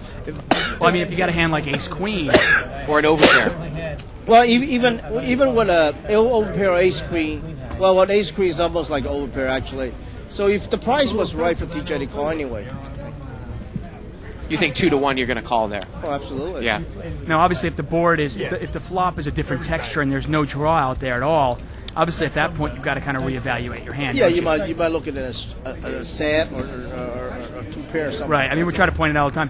If I have Ace Queen and the board is Queen 7 Deuce, Rainbow, and somebody makes a big move on me and he's a tight player, I got to realize, well, man, he's not making it on a draw. There's no semi-bluff there. Exactly. Either you're going to have a set or overpair. Right. Exactly. Or maybe the same hand as me, if I'm lucky. If you're lucky. 5-way action here, limped around. 10-7-6 here with a couple of hearts. It's amazing. The 10-3's a leader. Yeah, I mean, these are the kind of hands I'm telling you. I'm not sure if you're familiar with the play at the Bicycle Casino. I know you are. I know you play here a lot. But this is pretty much, par for the course here. Yeah, exactly. This is totally normal. This is what we see in, night out. Betting 200. Really? Big pots with 10-3, Queen 8 offsuit, you know. I mean, pretty much garbage from everybody. Now it gets checked over to Mike. He's going to bet with middle pair, King 7. And let's see if Jeff is going to continue on here. TJ, do you sometimes just check fold here against 5 people with 10-3? You get a free ride in the blind. It's a cash game. I would fold. You wouldn't even get involved. Yeah. But he makes the check call here with 10-3. Here's the best hand. Well, not anymore. Oh, my God. Yeah, Mike's got kings up now. Jeff checks him. Mike bets 500 here. And that's one of the reasons why Mike is really good. Mike will bluff a lot, but he'll also bet his real hands, too. He bets his made hands. And obviously, Jeff not going to get involved there. He throws away the 10 with no kicker. Now, there's everyone itching, and I really want to keep it on the game, but I want to incorporate this while you're in here. Can you talk about Jamie Gold and how you coached him? And there's been just kind of a lot of rumors about, Johnny Chan got half of his winnings because he was a coach of him. Was he your agent? Explain the relationship that you had between Jamie Gold, the main event winner. Jamie was my talent agent about a year and a half ago. And the third day of the tournament, he calls me up. I was out, of course, so I had nothing else to do. He calls me up and says, Johnny, I got a lot of chips. I don't know what to do. He tells me, Daniel Negreanu's on his right, and then so-and-so on his left. I say, okay, Daniel, Jimmy. I can help you out here. So I explain, what he's supposed to do each day, and who you stay away from, who you can make it a play against. So each day, the limits go up, the blinds goes up, so you got to have a certain amount of chips. So let's say he had $7.5 million. I said, try to get like 13 to 15 million. Just double up, if you could. So each day you double up. So from Johnny there taking the call. Hey, you know what? You and I, Bart, we can turn our phones off. If you're Johnny Chan, you got to take those phone calls. Look at sometimes. this. Mike has check called here with pocket fours. Jeff has the best of it with bottom pair. Jeff was the pre-flop raiser, and now Jeff turns 2 pair. Yeah, it doesn't really make a difference because, in this case, Mike needs a 4 and only a 4, regardless. And Jeff is going to continue to bet here. It's finished. Betting 1,200. Jeff bets 1,200, but you wonder, was Mike trying to make that call to set up something on the turn like we often do? Well, you try to think of the hand that he might set up here. Could he represent, say, 7-9? A straight draw, open-ended, now he got there? Something like that. Now, in this case, though, I don't think Jeff's going to do anything. And sure enough, Johnny Chan is right again. Yeah. Sure he didn't have enough money to make a bluff on 4th Street. The river's a 6 there. That's actually a really interesting point you make up there. A lot of players we see, they make ill-timed bluffs because either they don't have enough money or their opponents don't have enough money. How important is it to keep track of that in the sense of, especially in no-limit hold'em? Exactly. You always should know when you make a call on the flop, you always got to plan whatever comes off. What are you going to do? You going to make a bluff, or is your opponent got enough money to call you, or you have enough money to bluff? If you don't have neither one of those works, just think about something else, Right. Now, I saw you hop in a 200, 400 straight limit hold'em game last night with Jerry Buss. How'd that go for you? How the hell can y'all see that? Well, I was just out on the floor. Well, it was a great night, actually. It was a good game. We start 2 and 4. We ended up playing 4 and 800. 400 limits, just straight limit hold'em. Straight limit hold'em. Well, I know Jerry only really plays that. And you guys accommodate him for that. Right. He enjoyed to play limit hold'em, yeah. Now, seat 4 raises with Jack 10. He's played it tight all night, and Jeff re-raises with Ace 9. It's funny. Yeah, well, that's one of the things when a really tight player raises it. And I was going to ask you this. Some players play it so squeaky tight that when they raise, you sometimes you just don't call because you don't want to give them any action because they don't play enough pots. But at the same time, can't you re-raise that player knowing that they're so tight they won't call you? Unless they have the nuts. Again, it depends what kind of bankrolls you have. Right. What kind of cards you have. If a tight player raises me a lot, if we both got a lot of money, I might even take a deuce trade, take a flop. Right. If I flop my man, he's going down. Yeah. Well, those tight players, we always talk about it like, they wait all day for a hand, so when they finally get a hand, it's harder for them to throw it away. Exactly. So that's old style poker. Wow, and here we go again. Jeff has raised it again, and Mike's got pocket nines. Is Mike's mother just got in the game too? She is. Mike's Oh, my mom's in the God. game, and Mike is going to re-raise him. Now, Mike's mother, Trish, actually, she's a real solid player. Real solid. Now, this is interesting, Dave, because Jeff has got to look at Mike's stack. How can he call this re-raise with 5-3 clubs? Mike doesn't have that much money in front of him, right? Yeah, that's the problem here. Yeah, it's not even worth the playing against a guy with a short stack with those kind of hands. Right. Now, let me ask you this. Now, let's say you've got a couple $100,000 though, and your opponent's got a couple $100,000. Well, then you're going to call, right? Absolutely. And look at this. Look at that. Jeff flops a flush. Wow. But Not only does he for the flop 9 of clubs also. Yeah. but not only does he flop the flush, but you got to remember Open the a straight flush. the 6 of clubs and the ace of clubs is not good for Mike. And Mike bet 1,000. Jeff moved in, and Mike called, and this pot is quickly $9,000. Mike is going to need to catch a club here or a running full house, or he's going to go broke again. Normally you have 7 outs here. Mike's only got 5 because the ace and the 6 are no good. That's right. Jeff is open-ended straight flush. Here we go to the river, and the river's a 6, and Jeff busts Mike again. Wow. Unbelievable. And Mike. Mike's on dead tilt right now. Well, the funny thing the is- game's going to get better. You got a seat open? Johnny, if you want to go play in the game, we'll get a seat open for you. No, Okay? I'm sorry, kid. You let us know. We'll cook somebody out real quick. That's not a There's a problem. 5 seat open. Is that what he said? Seat 5 is open. It's funny. We reserve the right to kick anybody off we want and put somebody in. That's a $5,000. That money is only worth $2 right Gray now. hair guy walking back there, that Schulman guy. And Mike's going to that reload. $5,000 and Mike says is worth about $200. There you go. Now, the funny thing there, though, Johnny, as I pointed out, though, was that Mike re-raised it about $800, and Jeff called $600, and he ended up winning only an additional, let's say, $4,000. So, you almost need to win more than that, right, with 5-3 of clubs, because the chances you're going to get paid off against kind of a second best hand, he's just really not that deep, right? Well, he getting less than 10 to 1 for his money. Yeah, exactly. You've done it before, Barry. Dave Steffens has asked us an interesting email, and when Gabe Taylor comes in the booth, we will definitely ask him that question. He pointed out that Gabe checked that aces on the flop. Is that a better way to control pots as opposed to the check on the turn? I was going to ask you, actually, obviously, one of the most important things when you are playing no-limit cash games is pot control. It's really almost amazing that when you see some of the great players, every single time a great player is in a pot, a big pot, they're turning over monsters. They're not turning over one pair. I mean, how do you approach pot control when you're playing in a no-limit cash game? It depends who's your opponent is. Right, That's very of course. important, yeah. But if you're playing against, say, a dangerous opponent who might be able to break you, I mean, are you aware of the fact you maybe you only have just, let's say you've got pocket queens or something like that. Do you really want to play a big hand with just one pair? I'm not. See, the whole key is not to marry to your hand. A queen, so what? You have pocket queens. If you raise, you re-raise. A king or ace come up. What are you gonna do? Right. You gonna go all in, or you gonna fold if somebody bets? Right. I mean, obviously, the important thing is if you're playing really deep stack no limit hold'em, never be married to your hand unless it's the absolute nuts. Absolutely. I mean, realize that you can always be beat. And we're going to play a little bit short here. We've got about 3 people away from the table. I can't believe Alan got up. Jeff busting everybody. Yeah, where's Alan?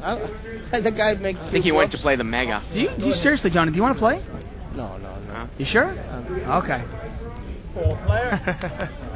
4-way action here, limped around. Ace, queen, 10, rainbow. Looks like we got a jack 10, might be the best hand there for Trish on the button. And Mike is going to bet here with jack 9. He's open-ended. He can catch an 8 or a king here. Now, the king obviously wouldn't be very valuable. It's kind of a one-liner here, but he's going to bet it and take it down. Obviously, Trish can't really call with just bottom pair. She does have a gut shot, but with 2 clubs out there, do you really want to get involved? Once again, if you have any questions for 10-time bracelet winner Johnny Chan, email us at live@thebike.com. And here's the first question here. From Bill Frick, he says, what are some of the plans for your protege, Jamie Gold? And are you going to continue to coach Jamie Gold? No comment? No comment. If it happens again, I might do it again. There you go. Are we going to see you on High Stakes Poker again on GSN? If I'm in town, sure. Yeah. You enjoyed that? It was fun. Yeah. Yeah. Mike's got pocket queens. Hey, we're here. talking about queens. Here it comes. There you go. He's got pocket queens in the big blind. Do you have a favorite hand, Johnny? I don't have a favorite. Probably 6 to 9. Okay. Offsuit though. 6 to Suit 9 I won't offsuit. play it. Yeah. Okay. And look at That's that, why I Mike. can make 2 flushes. Mike is really pissed because No action, pair. Quick yeah, no and the big action. blind. Right. And again, we've got some sort of shuffling at the table. The table's full, but it seems like there are a bunch of people away from the table right now. Yeah, we got people moving and shuffling around here. Now, Mike's actually bought in pretty short, and you wonder if he's affected by his loss on Wednesday night. Usually, one of Mike's biggest pluses about Mike is that he's so perseverant and he can really keep fighting back. But as you told us and we knew already that he suffered a pretty big loss on Wednesday. You wonder if it's affecting him tonight. I don't think money bothers Mike. Mike just like to play. Yeah. He's a fighter. No, yeah, I mean, I have a lot of respect for his game, and he's a really good guy. He's a fighter. Where's Allen, though? Yeah, he got up. I can't believe it after Yeah, that I think bluff. he went to play the Mega satellite. Oh, there you go. So we're going to get some new players coming into the game here. Now, do you have any advice for players who might, let's say you're coming off a pretty big loss, or you're running bad for a week or so. I mean, sometimes we see players, they'll run bad for a week or so, and then it starts to affect them. They start second-guessing themselves. Any advice for a player in that spot? I tell you what, if you think you're running bad, you shouldn't be playing. You should take a nice vacation and cool off, or go to Hawaii and get some sun. Some in the ocean. Don't even think about poker for a while until right. you. I mean, I guess if you think you're running bad, then you're gonna almost push that on your game, right? Exactly. I mean, anytime you're when you think you're running bad, you're afraid to bet. You're afraid to protect your hands. So that's why a lot of players just didn't know what to do. Right. It's funny. I saw Rounders in the theater way back when, and then I got it on Netflix over the past weekend. And I didn't have the appreciation for poker at that time that I did now. And you got a nice little part in there, don't you? I enjoy the part. Yeah. That's fun. How cool was I remember reading an interview with you where you said that your kids, all they wanted to do was meet Matt Damon and all them. They wanted to meet you, and your kids just wanted to meet Matt Damon, right? Well, it was my daughter Jennifer at that time. I think it's back in '98 when we made the movie. Right. They asked me to sign a release form to have the clip of the World Series of Poker in 1998 when I win it. I wasn't going to do it, but my daughter says, "Don't do it there unless they put you on the show or we get to meet Matt." So I told the producer that, and they said, "You got it, Johnny." Now Jeff raises it up with 6-5 of spades in somewhat late position. We are short-handed here, and he just takes it down without a flop. It's funny, a lot of people, the explosion in poker, a lot of people attribute it to the World Poker Tour, seeing the whole cards on TV. A lot of people attribute it to Chris Moneymaker, the Moneymaker theory, internet poker. I almost attribute it to the start of it, really, is the Rounders. I mean, it is. I mean, in the sense that, I played in home games, but when I watched Rounders, I was like, oh, that's Hold'em? I didn't even really know what Hold'em was, and it almost became cool. You know what I mean? It was like, wow, Ed Norton Jr., Matt Damon, Johnny Chan. I was like, wow, this is a pretty cool thing, poker. Movie is a great promotion. It really is. By the way, we think about doing Rounder 2, so I hope that happens. Well, look at this. Seat 3, I'm not sure of the guy's name, but this guy, Sid in Seat 3. Is that Sid Vicious? Sid Vicious, the wrestler? Yeah. No, not quite. Again, it's going to raise it. But he, along with Gabe Kaplan, is one of the top cash game players over at that other casino, Dave. We're gonna, Which this casino is was gonna be that? fun. The Commerce Casino. Oh, the other casino. Yeah. Kenna has raised it here with King Queen. Who's Mike the is top called with cash player? I 6-8. don't see any money in front of him. Sid and Gabe, probably a couple of the best cash game players out there in no-limit cash games. And look at this. Kenna makes looks like a blind continuation bet here, and Mike has hit top pair. I was actually going to ask if you were familiar with Gabe Thaler at all. Gentleman in seat number 8. You can kind of see him on the left side of the screen there. He's wearing the white T-shirt. I only played tournament with him. I never played Cash games with him. No. Okay. He might play a little bit small for you. I know he plays, he'll play 100, 200 blinds. No limit hold'em. He'll play 50, 100 blinds at Bellagio. He lives in Vegas now. Now, go ahead. Remember, Kenna has bet here 300, I think, blind on this flop. You can't move Mike out. Well, of course this not. Pot with a machine gun. Mike calls. Here we go to the turn. Oh, and Mike's got God. trips. And what does Kenna do here? I mean, Kenna trying to Fire a second barrel. Now, he's trying to represent an overpair, though, but doesn't the 6 have to scare you? Or do you put Mike on maybe a 4 or diamonds? Mike bet 600, and Mike is just going to call like, oh no, he is going to raise it up right now. That's a bad play. 1,500. He had the guy drawing dead and run him out of the pot. He made it 1,500 Unless Kennan went crazy, try to rerun around. Well, these two have a long history, Johnny. So maybe Kennan just thinks Mike's making a move on him. Yeah. Problem is, though, I mean, Ken is out there with that leg. I mean, if I'm gonna re-bluff back, don't you want to have some sort of out? And in this case, he's got nothing. I mean, he's got king, queen. You know. And it's 1,500 more here for Kennan to call. This pot is quickly about, I want to say about $3,500. I was actually going to ask you that because it's funny when I'm a big fan of Super System, you know, Doyle's book, and one of the things that Doyle was always talking about that is when he bluffs, he likes to at least have one out, you know, kind of a little escape hatch. And I was going to ask you the same thing. When you make a big bluff, if you get called, don't you want to have something to at least, you know, stand on? You always have something out, otherwise don't even bluff. Okay. And Kennan's going to call. Wow. He calls. He's got to be setting up some sort of play here. This pot is over $5,000. Here we go to the river. The river's a jack. Kennan's got king high. I just, you know, you got to understand though. Sometimes, I mean, I play against Mike a lot, and you know, there are a lot of times where you know Mike is bluffing, but there's sometimes where you just, if a guy is going to bluff a lot, do you really want to snap him off every time? Let him bluff once in a while. It's not a big deal, and right? Look at this, Dave. Kenna checked, and Mike bet 4,000. And does Kenna think he's good with king high that Mike might have bluffed with just a bare 4 here? Well, or diamonds. Remember, you could have something like, I don't know, you know, he's trying to invent a hand here. I mean, could he have something like 7-9 of diamonds where he's got a gut shot, you know, a gut shot with the diamond draw? But you really got to invent a hand that you can beat with king high, don't you? This is a $9,000 pot. 4,000. Mike has really put a nice bet in here on the river, a nice value bet, making it look like it's a bluff. I mean, Johnny, can Kenna call this with king high? Yeah, I mean, it's impossible. And he got 1,000, and he had 1,000 in front of him, so he got 5,000 more. And I mean, at this point, if you're Mike, what do you think Kenna has? Kenna's really representing like a big overpair, isn't he? Mike just say, please call me or race me. He doesn't have to think what. Well, the confusion is that Kenna gave Mike some money during the hand because Mike has asked for chips about 20 minutes ago and he still doesn't have them. Oh, I see what you mean. Well, that's nice. You lend him the chips and then he takes your money, huh? You can't think about re-raise them right now, or fold. There's 2 choices: you re-raise or fold. He's not going to call. He's trying to figure out how much Mike has left, and it's difficult to figure that out because Mike doesn't have chips in front of him. Well, the funny thing is if you put... And is Kenna going to call here with king high? No, I think he's giving him chips. Oh, he's just giving him more chips. Well, what he's trying to figure out is exactly how much Mike is behind to see if there's any value to re-raising him. What about And Sid in seat number 3, he's going to be 9,000 behind, by the way. And wow, we got Barry Schulman from Card Player, by the way, in seat number 5. God, this is turning into a Hall of Fame night. And again, you know, it looks like Mike has got 5,000 more. You just wonder if there's any fold equity if Mike had any pair here. I mean, can you believe the way this hand has been played out, Johnny? I mean, at some point with King Queen, I mean, what is your approach against the guy who bluffs all the time? Do you try to snap him off every time, or do you kind of let him bluff once in a while? You don't understand. Mike hardly ever bluff. Mike's a type player. Kennan's the bluffer. Let's get that understood. Kennan just try to bluff him. He's going to lay it down. He's going to lay it down.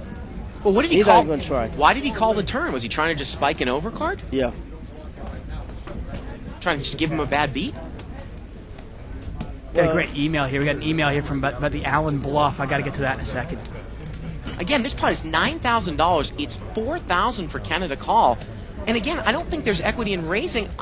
I still think what might be running through Kenna's mind is, can I call with king high, Dave? Well, the problem is those. I mean, what happens if Mike is bluffing with the ace high flush draw? Ace high flush draw, right? You can't even beat that, you know. And I don't know. I mean, he's not going to call. Either go raise or fold. So 2 things. I mean, I'm assuming he's just posturing here, right? He's not even going to raise it because he took so long to think about raising. Yeah, it's been so long. Yeah, he's going to fold for sure. 99, 100%. Do you notice that if players take that long, it's almost impossible to raise? Absolutely.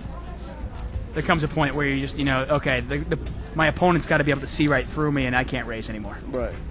And Kenna's really trying to get a read. He's getting, I guess what you could say, 2.5 to 1 here. But like Dave said, you lose to the nut flush draw, busted diamonds. You can't beat much here. I mean, you can't beat ace 4 diamonds. You can't beat. I mean, gosh. I mean, Mike could have backed into Jack 10 of diamonds. Who knows? I don't know if he bet it. Yeah, but hard. would Mike bet Jack 10 of diamonds here, though? He might if he thinks Ken has got queens or kings. You mean to get him off the hand, you mean? Yeah, trying to represent a 6. Wow, this is really something. Ken has taken a real long time with this. You know, and it's funny, you know, obviously everybody at home is sitting there going, come on, what is going on here? It's a lot harder when you can't see the cards, though, okay? This game's not that easy.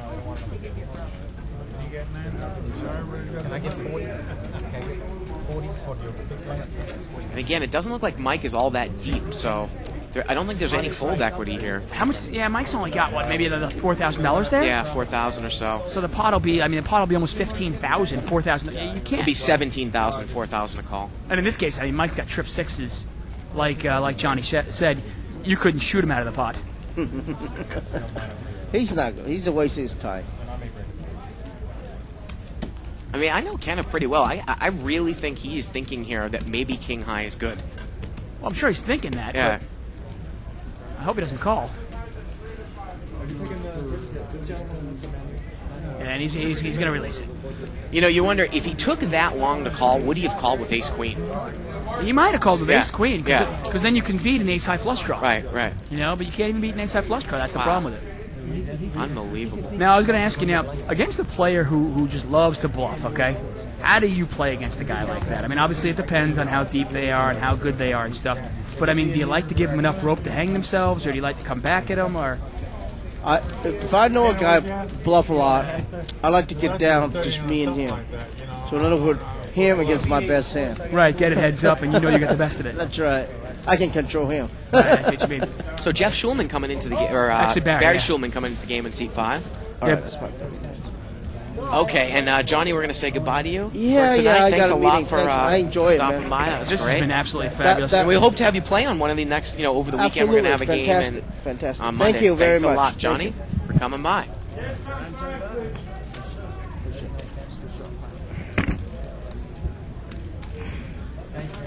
Now, Sid here in seat 3. Now, Dave, I don't know if you are familiar with Sid, but I played with him a couple of times. I really think, especially if Gabe comes in here, he is definitely respected amongst the no-limit cash game players in the bigger games. He is a really good player. Yeah, I actually do know Sid. Yeah. I've only played with him a couple times as well. I'm not that familiar with his game, but I know he's very well respected. It'll be interesting to watch him play tonight. He raises it to 330 with pocket 10s. I mean, are you kidding me?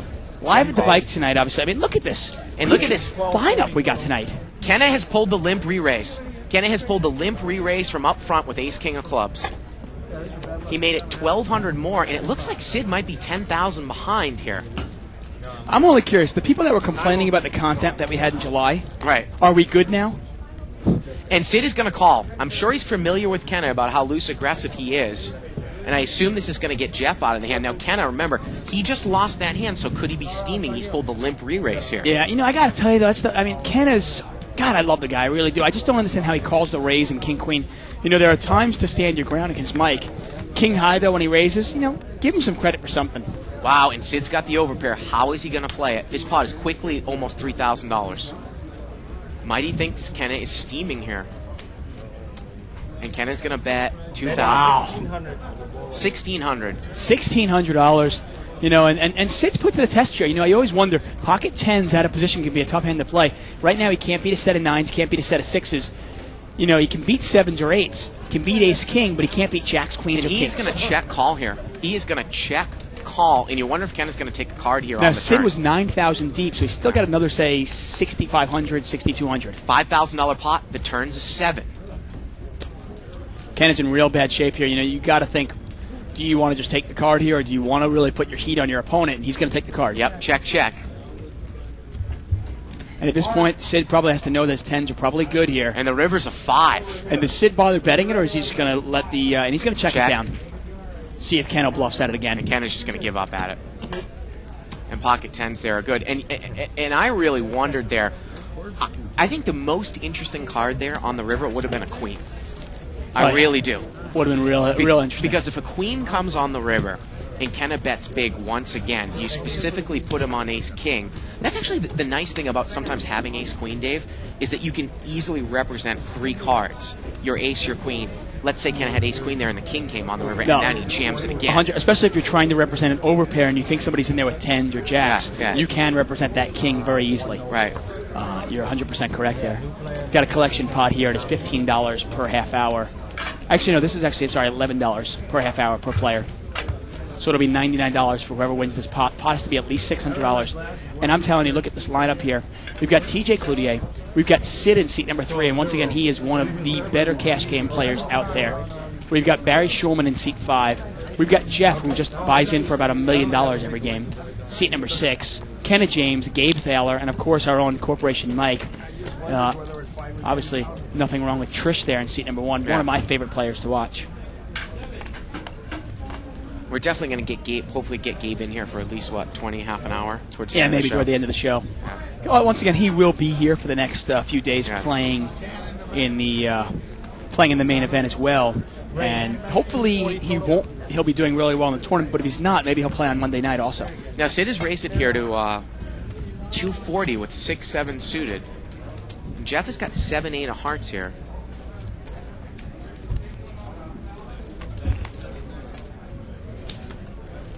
And Jeff is going to call. Now, Sid has position. Jeff actually dominates Sid here. But this is probably going to go miss-miss. And what do you know? How about a spade draw here for Sid? Check here by Sid. Excuse me, check here by Jeff. And Sid looks like he's going to make the continuation semi-bluff. He bets 420 here. And that's going to do it. And we got a great email from Manny from Iceland. He says, hey guys, that was a brilliant bluff by Allen. I think he knows his reputation by now, so he could make that great play. And you know what? That's the truth. Allen has built up this reputation where he can pull off a play like that. You know? I mean, a really phenomenal play by Allen. I mean, normally you want to have an out or two, but Allen just realized that Mike's probably full of crap. He's got nothing. I can raise it and really put heat on somebody behind me. Sure enough, he got Gabe to throw away the ace-king. And then he follows through on the river when the third ace falls. And Mike just did not think that he would bluff at it, and wow. But moves here to seat 4. What an unbelievable game here so far. I just don't know what Kenna was doing there on the turn. Hey, look at that. We got an old face there. We got Gore. Yeah. Barry Schulman with pocket jacks and the small blinds. Always an interesting hand to play out of position. Jack 10 here on the button, gets folded around on the button. And boy, TJ's played it real tight, hasn't he? Very tight. And you know what? What is he up? $9,000 today? You don't have to play that many hands. Yeah. We talk about it all the time. He gets his ace-queen paid off. Yeah. He gets his pocket aces paid off. Why play a lot of hands? Yep. Let people just give you their money. And in a game like this, with Ken in the game and Jeff in the game and Corporation Mike, playing it real tight might be the way to go. John raises here with Jack 10. It seems like every time John's put money in the pot, he's been come over the top of it, and he's played it really tight as well. It just seems that other people have had hands. Yeah. Now, Barry there with the re-raised jacks. We'll just kind of talk about that. Now, it was a button raise, but if you get called, though, you are in a really tough spot. Yeah, you know what, though? I mean, in that case, though, it's a button raise, right, which is the key word, which is what you said. You know, if it's a middle position raise, jacks is probably just a call there. See where you're at. Sometimes you want to raise it up with jacks, though, and find out a little bit of information, but you're right. You don't get much information if you're deep. Yep.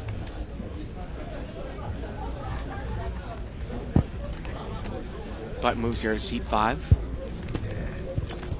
Raise. You like Chan's favorite hand? 6-9 offsuit. Yeah, there you go. Big lick, huh? Mike's going to raise it up here with King 3. So Gabe said he has a history with Jeff as well, huh? No, Jeff actually told me. Oh, he has a history with Jeff Gabe. had said to me, he said, wow, you really think Gabe is that good? And I go, well, I've only played with him about a dozen times, but from everybody I talked to and from when I played with him, I thought he was an excellent, excellent player. And he goes, you know, and Jeff was just pointing out that when he played with him, he didn't think he was that good. Well, you know, good is relative terms. You know, Jeff might think, and I'm not saying this specifically, Jeff might think, and we might have said a couple years back, that was a horrible check by Gabe on the flop with aces. Why would you check that? Obviously, as we learn more and more about No Limit, we understand why he would check that. Yeah, well, there's a lot of plays. I mean, like I said, I mean, one of the reasons I love getting these guys on the show is it obviously just opens our eyes to new plays and new ways to play No Limit cash games. Button moves over here to seat 6 to Jeff. He's the man. And this has kind of turned into, a little bit of a, not the best game. I mean, you've got Kenna and Mike who really push the action, and Jeff who likes to, Jeff is definitely an aggressive player as well, likes to put money in the pot. Now you've got Sid and Gabe, Trish and TJ playing. I mean, those are some very solid players in there. Yeah, well, Gabe is not like traditional. Gabe's not going to sit there and wait for big hands. Right. He'll raise it up with 6-9 of hearts and stuff like that. But, the best attributes for a cash game player, most of the best cash game players out there can sit for long, long hours, be very patient, and wait. Look at this. Jeff raised it with 8-4 of diamonds, and Mike called with 5-3. And these two really, we talk about how Jeff reminds us of Barry Woods. It almost reminds us that Mike likes to go after him, kind of like Barry Woods as well. And Jeff likes to go after Mike. Right. That's one of those times where, the problem with calling a raise with 3-5 of spades is the same reason why you wouldn't call Mike's raise with 3-5 of spades. Because Mike doesn't necessarily have aces. Well, Jeff doesn't either. Right. And in that case, you know how many things have to go right for you to make any money on that hand with 3-5 of spades? The flop has to come out, I guess, 8-3-5. And even then, Jeff's only got a pair of 8s with a 4 kicker. And again, I don't think, remember, you might think of for metagame reasons, Jeff makes that call with 5-3 and stacks Mike. It might be, what? Mike makes the call 3-5. No, but I'm talking about a couple of hands when Johnny was in here. Actually, I think it was 4-6 of clubs. No, it 3-5 was clubs. 3-5 of clubs. Jeff makes that call. I don't think it's the correct call in that situation because Mike's not deep enough. But if you can get Mike to rebuy again, and you just keep beating him down. Well, that's the thing. There are a lot of players that if you can make, Barry Greenstein talked about it, a lot of players play really bad when they're losing. Right. And if you can kind of get somebody stuck, even though it's not the proper play, but if they lose 10,000, they might lose 40. Yeah. It might be worth it. Because you talk about the implied odds that they're now losing 40,000. Got a raise here by, I want to say it was by John with King Queen. And Kenna called with Queen Jack. Mike is in there as well. Well, Jack 7 deuce. Kenna's got the best of it. Looks like John has checked over to Kenna. Kenna's going to bet, and is Mike going to take one off, as he often likes to do? He will. And Sid has just bought in for another 10,000, by the way. Because he's looked at this table, and he's looked at the lineup, and he goes, you know what? I want more money. And this game is getting big. Turns at 10. Mike has a straight draw now, and Mike is going to come out and bet. Betting 800. And again, I don't think Kenna's going anywhere here. He makes a quick call. And you wonder if it's a blank. Will Kenna value bet Queen Jack here on the river? And the river is a queen, and now he's got 2 pair. Well, I think you got to value bet that. Oh, yeah. You can't do that. It screws up the other time. And he almost, wow. And Mike. And look at this. He throws a $2,000 bet in there. Mike calls without a second thought. And they have a history as well. Wow. I mean, these guys are just going at it. Yeah. And you wonder what, Gabe Thaler sitting there between the two of them. He's saying, look at Gabe. Yeah. Wonder what he's thinking. What's going on in his mind? Yeah. Wow. And obviously there's kind of a history. You've got to realize that 7-9 against somebody else. Sometimes it's kind of funny. You watch a player bluff somebody or make a big call, and you go, wow, what a donkey. I can't wait to get in with that guy. Yeah. Well, I'm not going to give you that kind of, like I might call bottom. I might even call it ace high or king high against Mike, and somebody might go, oh, my God, that Tuckman guy, what a donkey. Right. He calls with anything. Well, I call Mike with anything. But let's say you were to make the same move against me. No, I might throw away 2 pair against you. Right. And obviously that's exactly what's going on with Kenna and Mike and Jeff and all these players. Pocket jacks over here for Jeff. A lot of solid players in this game, I got to tell you. I mean, Kenna James, second place in the Legends last year. I think Jeff is playing probably the most laggy out of anyone. He's playing more aggressive than anyone here on the table. Very aggressive player, he really is. Yeah. Very aggressive. Now, once again, we're going to get a call here from Gabe, and Gabe is calling with a suited ace. He's got ace-6 of hearts. Yeah. Obviously, he's not in there to hit an ace. Well, he's in there with his position, actually. He's on the button, and I'm pretty sure that's one of the reasons why he's playing it. 5-way action here. About an $800 pot. Well, there's the ace, and Jeff's got a set of jacks. Yeah, and you know what? I'd be surprised if Gabe lost much money on this pot at all. I mean, we saw him throw away ace-king before with no problem. And a $600 bet here by Jeff. You got to remember, if you're Gabe, there's 4 other people in there. Jeff, like a Barry Woods, he will continue with his bet because he's expected to bet after raising pre-flop. And Gabe just throws it away. Yep. And that's the see. We always talk about don't call with dominated Look hands. at Sid's hand though. What a draw he has. Queen 10 of diamonds. Well, then we can go to war here. Sid has really got a big draw. He has a gut shot, straight flush draw. He's got a flush draw, and obviously the gut shot. The king is his gin card. The diamond obviously wouldn't be as good. It probably would kill some of the action. But if somehow, say, a king came off, you wonder if Jeff could get away from it. And he is going to check raise. 14 And these guys are more. deep. Remember, Wow. Sid just rebought for 10,000 more. Yeah. These players are immensely deep. We're talking 20,000 each. Now, here's the issue for Jeff. Do you call here, or are you worried about a draw? Are you worried about your action getting killed if you just call? It's 1,400 more. This pot is quickly about, I want to say, 3,500, 1,400 here for Jeff to Well, call. you've got to be aware here. Right now, you've got the second nut hand. You can lose to a set of aces. A lot of different ways to play this hand, and I don't want to profess to know the exact right way. There probably is not just one right way to play this hand. Do you smooth call and let him bet into you again and call, or raise him there on the turn? Re-raise. And he's going to re-raise here. He's he's going to gonna- make it 5,000 more. Wow, and is Sid's Or hand big enough? 5,000 total. 5,000 total. And is Sid's hand big enough to push? Because at this point here, do you push or do you fold? I mean, wow. This pot right now is about $8,500. $8,500, 3,500 here for Sid to call. Well, let's see if we can hear anything. Wow, I got to tell you, this is phenomenal. I got to tell you, you don't see this kind of stuff anywhere else, do No. you?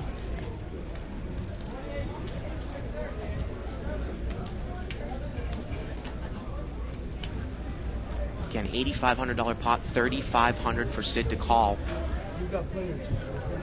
And he's looking at the stack, and like you said, Dave, these guys are really deep.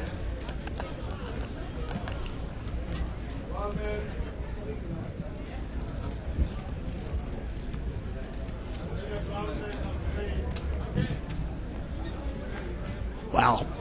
Pot is how big right now? 8,500, 3,500 to call. But I got to tell you, I mean, if you're Sid here, are you going to just call or are you going to push in? But you got to realize, though, if you push in, is there any fold equity? And Sid's probably trying to figure that out now. Well, you wonder if Sid knows Jeff, because some people would not re-raise here unless I they think had he's a set. calling. And he makes the call He makes here. the call here. Wow, this pot is $12,000. $12,000 pot. Here we go to the turn. Big draw here for Sid. And the turn's a king! Oh my God! Oh, and it's the what a offsuit turn king. card! It is the offsuit king. Sid has the absolute nuts here. Sid checks it. And $10,000 bet here by Jeff. It's a $22,000 pot. He checked it. He checked the turn. Sid is bet $10,000. And Sid moves all in. And Sid pushes in. And Jeff calls. And Jeff this needs is the board the to pair. biggest pot in the history of Live at the Bike here. We're talking this about could be over 45,000. 50,000. It's really deep. Oh, wow. Unbelievable. Queen 10 of diamonds here. Wow. Oh my! This This is close insane. to a $45,000 or $50,000 pot. Here we go to the river, and the river is a 3. Sid makes a flush, and he might even cover Jeff. Oh, that's the biggest pot we've ever had here in almost 2 years. Yeah, that is the history. Oh, wow. Unbelievable. What a turn card. That is really the gin card. I was What going a to say. turn card. Obviously, there were 3 cards there that were really going to tap out Jeff, because it's tough. It's one thing to put him on diamonds. It's another thing to put him specifically on Queen 10 of diamonds. And I got to tell you, I'm not sure if I'm from Jeff's spot. I don't bet the 10K on the turn as well, don't you? Really Wow. tough spot there. And how much? Let's see how much more he had, because how much does Jeff have to put in there? He can't believe Well, it. I'm gonna just say this, okay? Remember, he bought in for 9. Yeah. He won about 2,000 off Kenneth James, right? Yeah. That put him up to 11. Then he rebought for 10 more. I want to say he had close to 22,000, doubled Wow. up there. We're talking about a $45,000 pot, the biggest pot in the history of Live by at the Bike. far.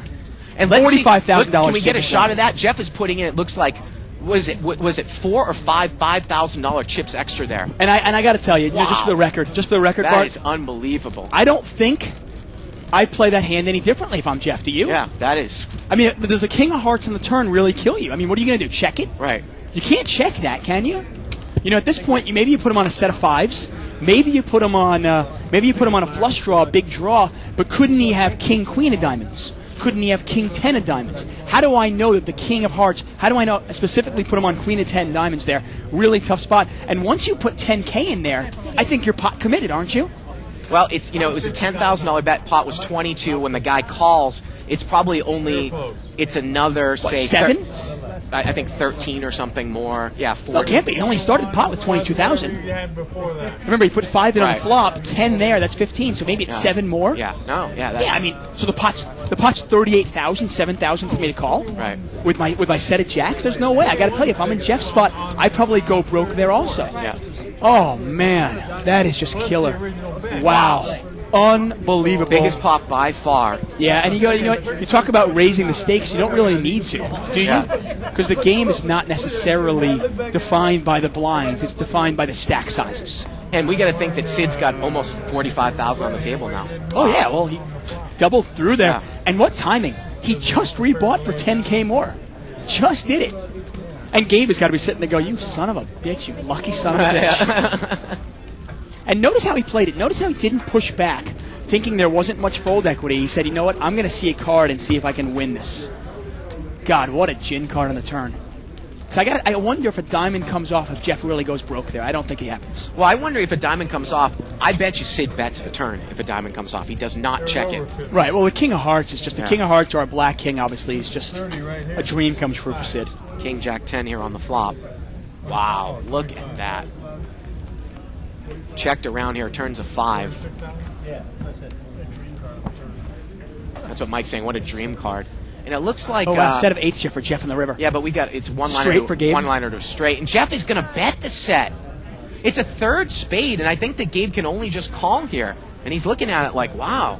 And remember, he got checked on the flop, checked on the turn. Jeff's been aggressive the whole way. Wouldn't he have bet a flush draw? Yeah. Although, might you just call for a chop here? Right now, he's just steaming. Though. Yeah, I mean, Gabe's gonna call. You might think he's steaming. You got to call this.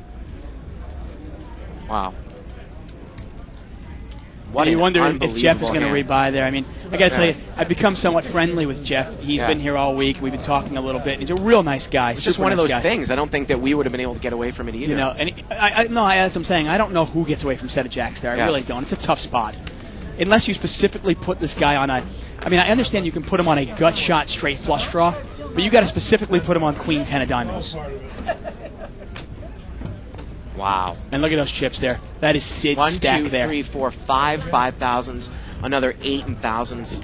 That's what is that? 33, and then Yeah, maybe and Sid's 4 been in the game 6,000. for what? Maybe like 12 minutes? Wow. What's his hourly rate? Yeah, that is unbelievable. I mean, at this rate, I you don't only think there's make... anything that Jeff did wrong there. I just, No. It's just one of those times they both... Yeah. One guy had a big draw, one guy had a big hand. Yeah. You know, and the turn card was a killer. The only thing you did was let the King of Hearts roll. Oh, man. And I got to tell you, it's tough, though. I mean, because couldn't he have a set of 5s there also? Remember? Right. That's what Gabe's saying. The only thing you really let happen is let the king come. I mean, maybe you just re-push on the flop. It's just one of those things.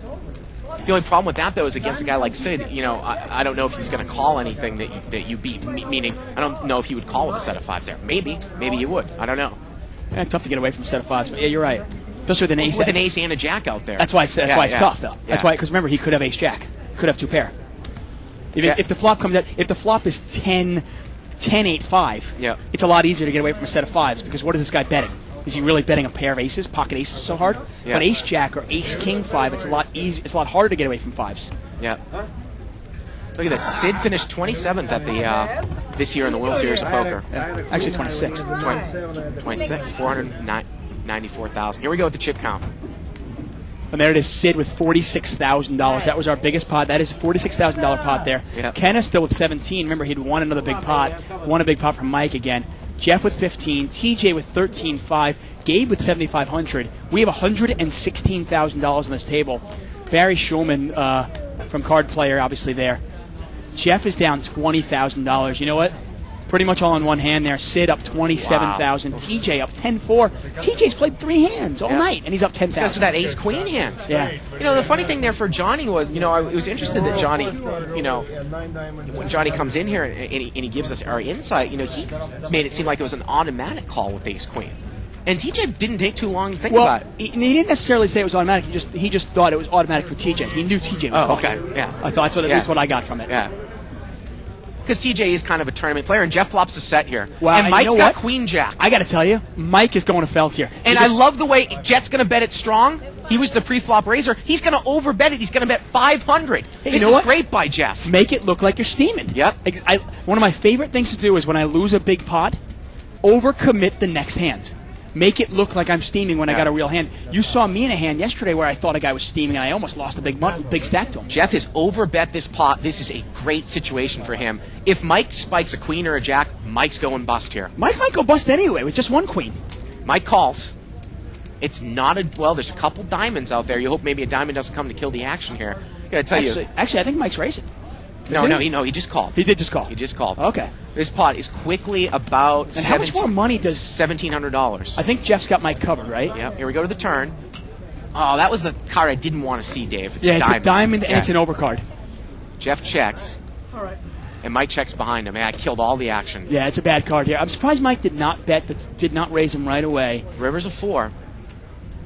And Jeff is going to bet 1,200 here. A nice value bet here, and I think Mike is probably going to pay him off. Not much Mike can beat, but... Boy, fireworks would have happened if it was a queen or a jack there on the turn. Oh, if a jack or a queen come off and it's not a diamond, yeah. Oh, you're 100% right. $1,200 bet here by Jeff. Mike literally he probably would have just gone to Felt, obviously, and given Jeff all his money.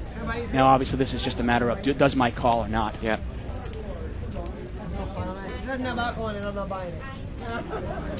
And Mike is going to call. Yeah, Mike calls here, and Jeff's going to turn over the set of 7s.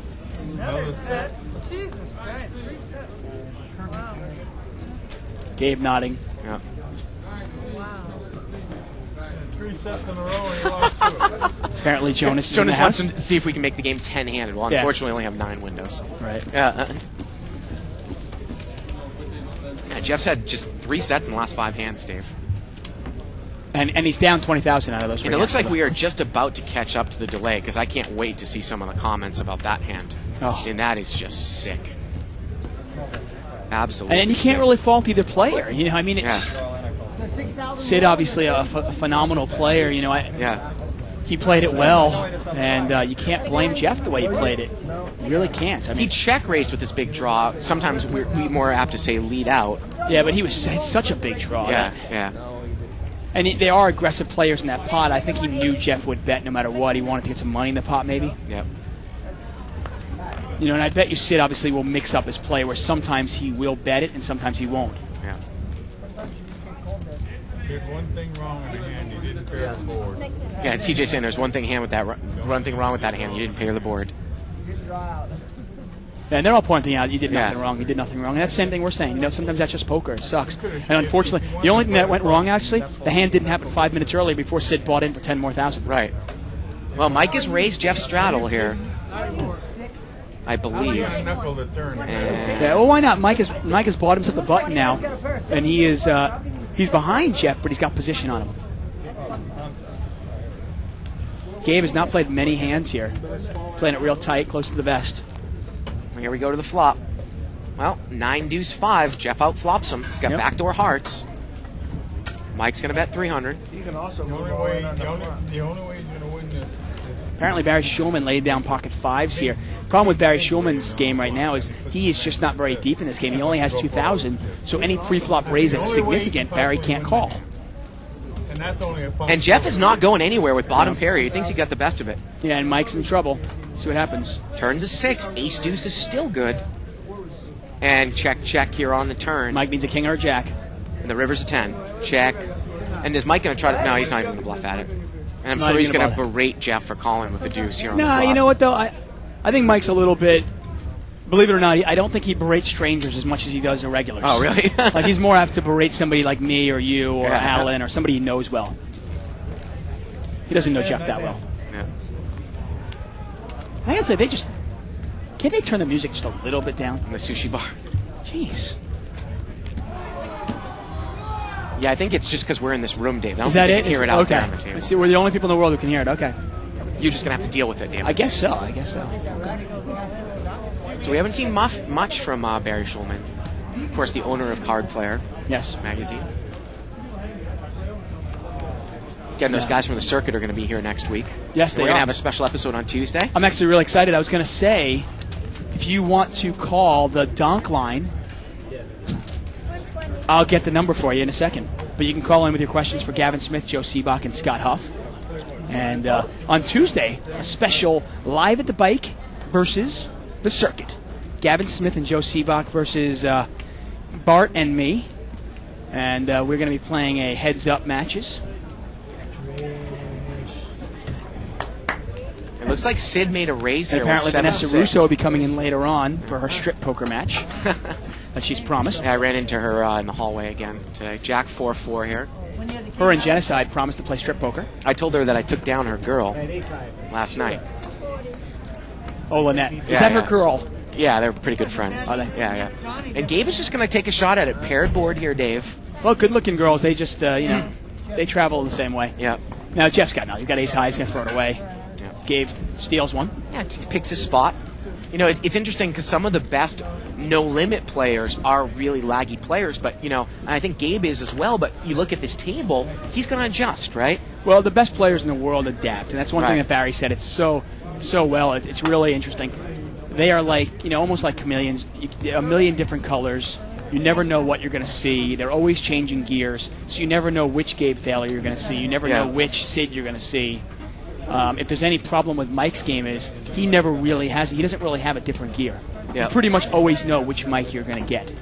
One of the things that I really was impressed about with Jonas's play was on Wednesday night. Jonas didn't make any moves. Yeah. He really changed gears. It's really rare for him. Well, exactly. He really changed gears, and by changing gears, it fooled everybody. He ended up winning $25,000. Now, once again, the circuit will be here, and if you want to call them, you can call them at 1-877-675-1306. Once again, that is 877-675-1306. The donk line. Call them with any questions you have. Looks like we get a raise here by seat number 4. Going to make it $250 to go. Yeah. And Gabe has got... I'm still on Texas time. Well, he's thinking about it. We can't see what he has over there yet. Well, I think that's part of Gabe's condition on playing this game is he's not going to show what he doesn't want to show unless he's in the hand. Yeah. He doesn't want to show you what he's mucking. Yeah. And I didn't really have a choice. I said, okay, we want you in the game. Yeah, so. I think TJ's actually getting up. We didn't see much from him. He had kind of a great night just with kind of a couple of hands. Well, I think that's pretty much TJ. You said you played with him a couple of times. I played with him a couple of times. That's pretty much how he plays. Yep. The funny thing is he's a giant of a man. He's a big guy. Right. But he kind of just wants to... He almost wants to hide in the shadows. Yeah. Win 1,000 here, win a couple thousand there. Don't notice me. Okay. Dave, I got to tell you, you were saying that Gabe went over to Commerce and there were a bunch of pros in the game and they all said the game was good here. Would we be surprised if we go out there and there are 3 20-40 games going out there? Well, I definitely 2. I'm not sure about 3, but there'll probably be 2 20-40s. Yeah. There'll probably be 3 10-20s. Yeah. And 5 5-10s. And what are you going to hop into? Depending on the lineup. I'll look at the lineups. Yeah. I'll either jump in a 20-40 or I'll jump in a 10-20 in all likelihood. And we get a raise here. I want to thank TJ Cloutier for stopping by. Apparently he is going to stop by and play again later in this during the next couple of days. I think I might take the night off, Dave. Had a bad afternoon. Might get to sushi, especially if we're coming in and do some content tomorrow. I got you. I played this afternoon. You didn't. And I played a lot. Yeah, you played that Mega Satellite. Yeah. I actually kind of stayed home and caught up on some old emails and stuff like that. Wow. Went for a nice walk with my gay Gabe's got dog. pocket aces, and he's going to raise it up here. Looks like he made it 600 more. Well, with these deep stacks. And I guarantee you, one thing I want to point out here, Gabe and Sid, they're friendly. They don't soft play each other. Nobody's going to call. And Jeff actually raised it, and Gabe re-raised it. One thing I want to point out, that Gabe and Sid, they're friendly. They know each other. They respect each other. They don't soft play each other. They play each other very hard. But at the same time, I'm going to tell you right now, they're not looking to mix it up with each other because they know that they're both winning players. Is Mike moving over there to seat 2? I believe so. He said he had a plan for the hand. Plan for the hand with you. Turn me off. You coming, Jonas? Yeah, Mike's going to move over here to seat 2.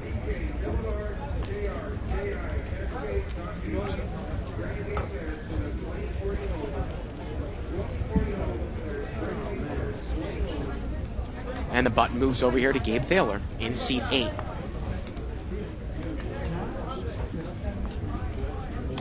And here comes Jonas, Riverboat King on 2+2.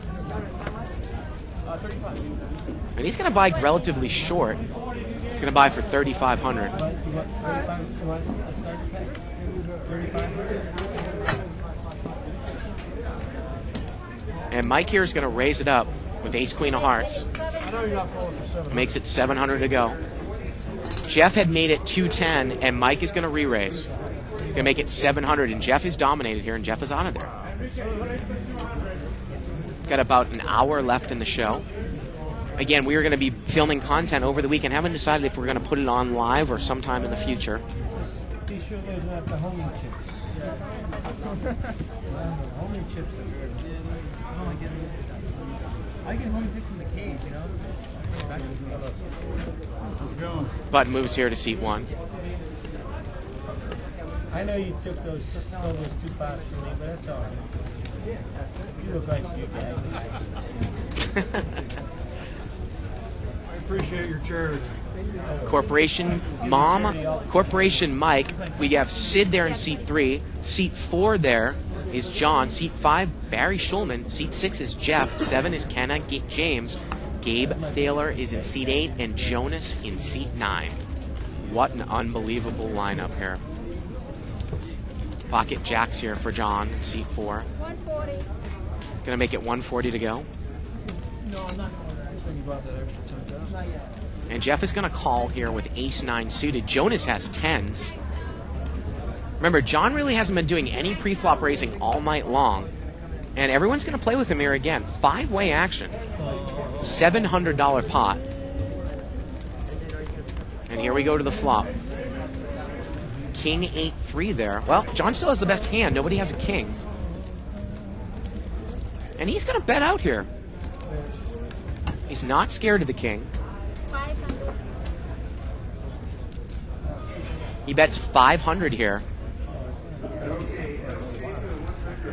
And Jonas here is going to get away from pocket 10s.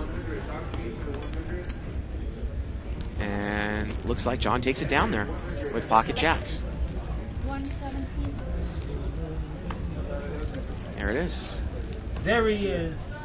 The man who runs it all. With the legends of poker. There's Danny Williams in the Denny. background.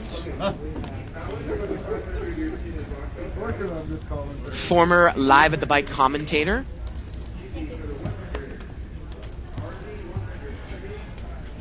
The guy who As put that portly box- as ever. The guy who put the dealer in the box that cost me $600,000. Hey, there's There he Amir is. Vahidi. That made the decision. Hey, you go in and deal. Huh? Huh? Still my friend. Very, very strong. Button moves over here to seat 2.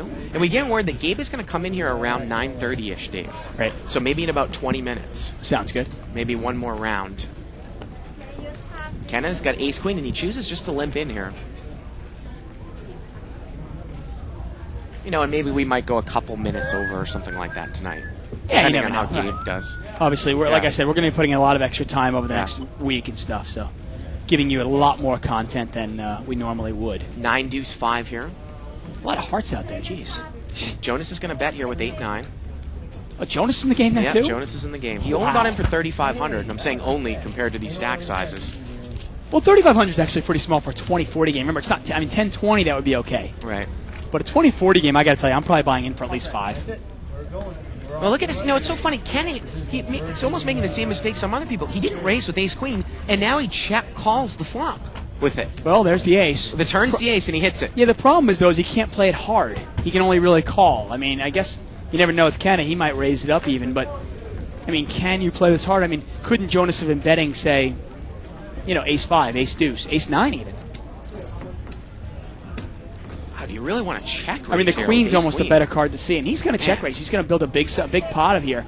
Well, But again, that- this might be player against player, Dave. I mean, Jonas knows Ken is... And look at this, Jonas calls. It's one of the reasons why Ken is such a successful tournament player. Yeah. He is not afraid to build up big pots with one pair and, you know, really put people to the test. The river's a jack. And time to value bet if you're Kenny here. He's going to bet 1,100 here. And Jonas can't quite figure this one out. Well, it's a tough play. I mean, you look at that board there and you go, what did you call me with, ace 5? I mean, that might be it, ace deuce. I mean, you don't put him on ace 9 because Ken probably would have played it harder, but could he be in there with something like ace 5? Remember, actually, ace 5 of hearts even. I'm not sorry, ace 5. Ace deuce of, I'm trying to think of something there. It would make sense. Well, you never know with Kenna. So $1,100 bet here, and this is pretty much going to take Jonas down to felt if he makes this call. He called the check raise, and he's going to call. He doesn't believe it, and Kenna's going to turn over ace-queen, and Gabe and Jonas are kind of going to be somewhat dumbfounded there, I think, a little bit. I mean, we always talk about that, these guys that play ace-king and ace-queen slow pre-flop, and then it comes out rags, and they're in there anywhere on the turn. You completely miss, and it's like, what are you in there with? Yeah.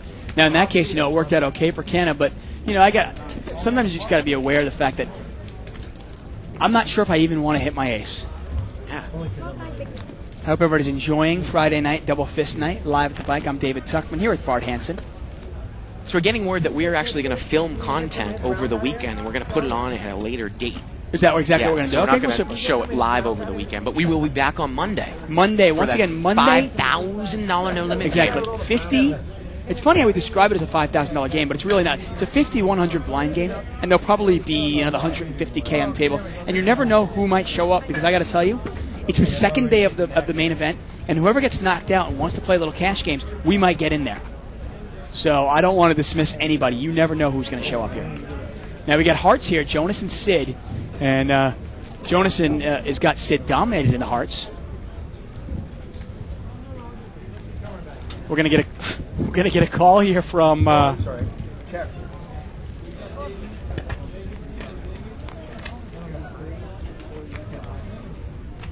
Flop comes out ace, deuce, king. Couple of diamonds out there. Jonas has got the best hand here, but four ways he's going to keep this pot small. A deuce on the turn, and that changes nothing. Jonas way ahead here. Now he probably realizes he's probably got the best of it. He's going to put a little bet out there, be enough to take it down. Sid did not bother taking a shot at it. Figured that flop had to hit somebody. Didn't want to pay anybody off. The river was a deuce as well. Once again, if you have any questions for Gabe Thaler, feel free to send them in to live@thebike.com. Kevin, you're strong. I think I need to make a bigger range.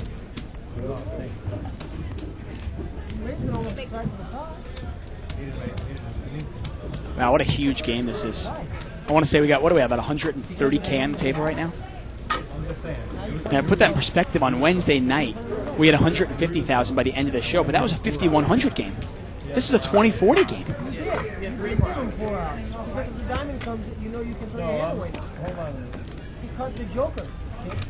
And obviously, I forgot, actually, TJ was up 10,000, so he took about 17,000 off the table. But we still have about 110,000 on the table. I got to tell you, anytime we pass the 100K mark, I'm pretty proud. Now, Barry obviously playing the short stack. He's actually got a little bit more than I thought. I thought he only had 2,000. He's actually got about almost 4,500 now. Wow, and Barry Shulman has got top two. And he's got a gray shift, so he's actually got $6,000. Yeah. Barry Shulman there with top two. Now, Jeff's got nothing, though. Blind against blind here. Barry's going to bet, I think, $40. And Jeff is going to call? Well, he's calling. It's actually an $80 bet. The pot is quickly about $250. Wow, and the turn is a king. And if you're Barry here, do you slow play it? Well, he slow played it. He checked it there, and there's the ace on the river. Now you wonder, now Barry's going to bet for value. Bets $100. Barry bets and Jeff calls. And Barry's going to win this with kings full. That was a good read I just put on.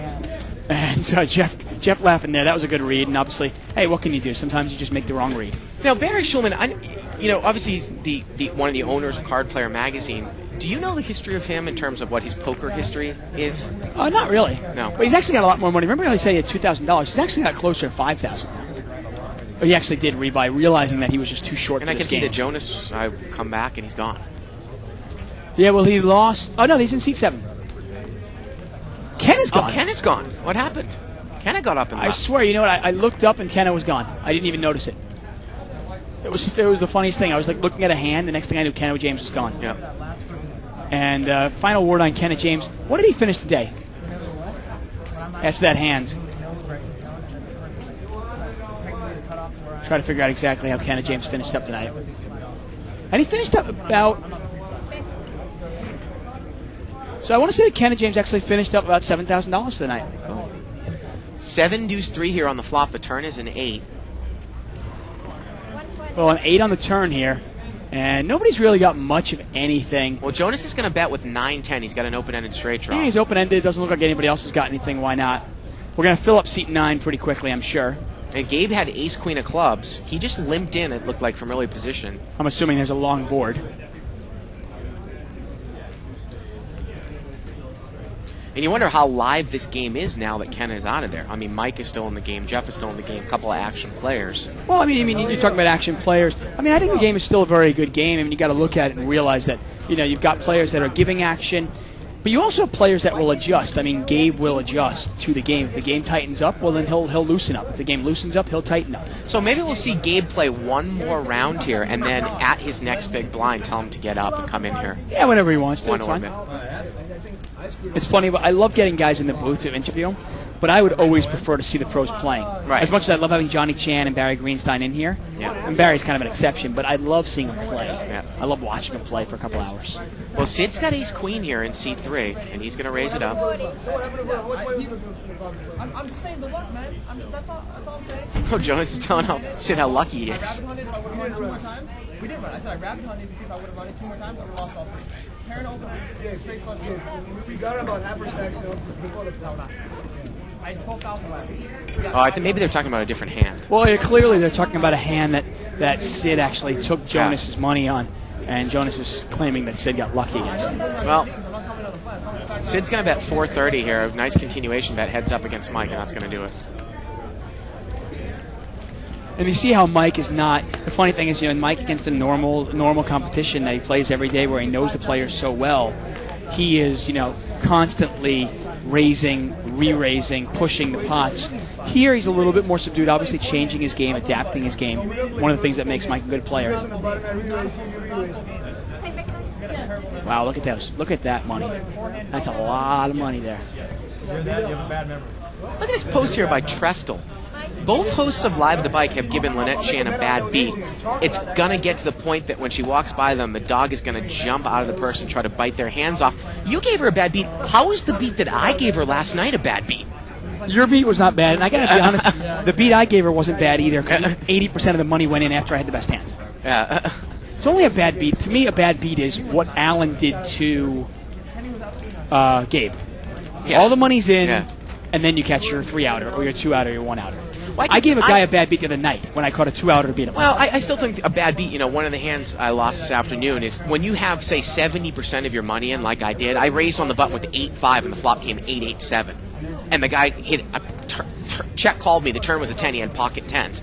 He check raised me, and the money went in on the turn. You don't think that's a bad beat? To me, is if you are behind when when the money goes in, that's when it really to me is a bad beat or not.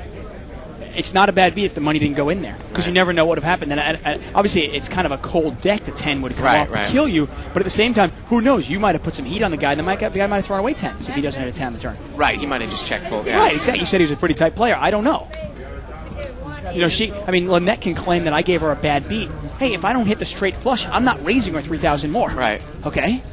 Jonas is going to raise it with ace-jack. Mike calls with king-queen. Here we go, Mike against Jonas. Oh, miss here. Is it a bad beat? Let's say you raise with aces, right? I call you with 4-5 of hearts. The flop comes out 4-4 deuce, and then all the money goes in. Check here. And look at the turn card. It's third heart. Mike's open-ended, and Jonas has ace-jack. And Mike checks again, and now Jonas is going to bet.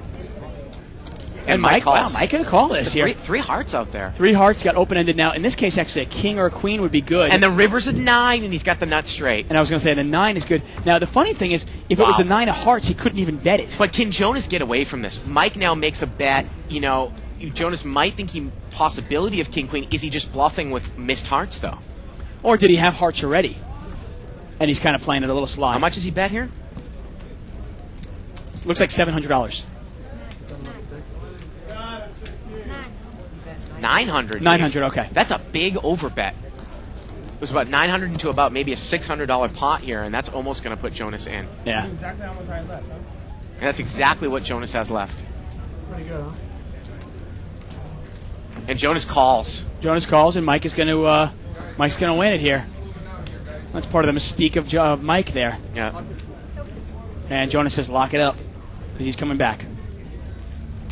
I got to, one of the other things I want to ask Gabe if he will comment on, I'd love to ask him about what he thinks of Jonas. In terms of his play. Right. And, going through. Who knows? Does he, Hey, we don't try to pull punches here, Yeah. Tell it like it is.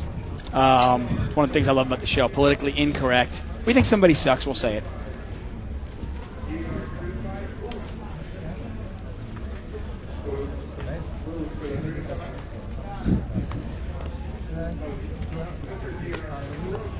But you know what I mean about a bad beat there, right? I mean, if somebody raises with aces and I flop trips and all the money goes in after I've already have trips, that's not a friggin' bad beat. Cry me a river. That's why I'm calling with 5-4. I saw you took a sick one the other night. I didn't curse. That was a shit like that. Oh, I said frickin', didn't I? I'm sorry. I'll take that back, Ronnie. Ronnie started going to church again. Guy has 2 pair. It takes forever. The pot's already like 10,000. So he calls him and... Button moves over here to Mike. Unfortunately, we only have about 45 minutes left of tonight's show. And I think we're going to wait to fill this table up a little more. And look at this. Eric Ice Cream has actually named us. Funny thing is, he's actually said that we are 6-5 favorites over Gavin and Joe. And the funny thing is that we might or might not be. I don't know. But the funny, if you were to ask a layman who doesn't know poker at all, nobody would give us. Nobody would make us favorites. Right. Because Gavin Smith and Joe Sivak are obviously well known. Have been on TV. Right. They've been on TV. You and I have not been on. I actually kind of pointed out, I go, we really have nothing to lose, actually. If we lose to them, we're probably expected to lose. But when we beat them, and beat them handedly, then, hey, the Bike Boys. 4-way action here. Limped around, it looked like. King, Queen, 9 here. Mike with second pair and the best hand right now. And he's going to bet 300 here on the button. Oh, Mike's starting to heat up a little bit here, huh?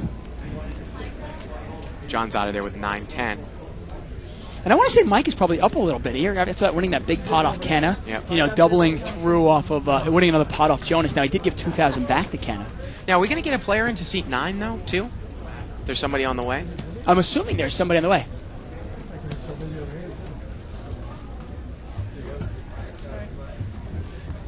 And we've got a big board, so obviously we'll fill that up right away. Playing 7-handed right now.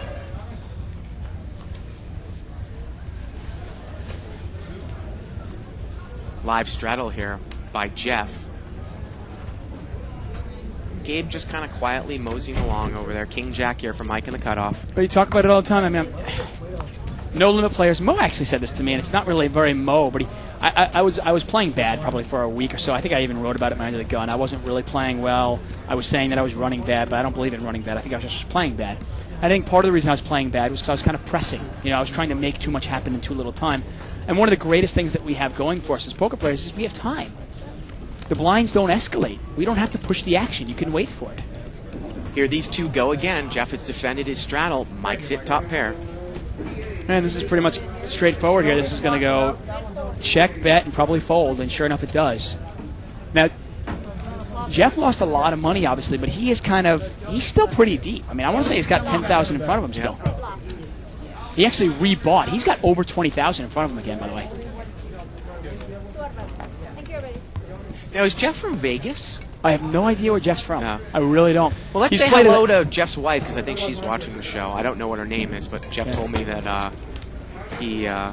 Jeff's played against some of the biggest guys out there. Yeah. Do you know his wife's name? I don't. I just said I don't know her name. Oh, you don't know her name? Okay. I don't really listen to what you say, Bart. Don't you know that? Anyone still hear that inflection that Dave keeps popping up at the end of sentences? God. Like I said, I'm going to puke.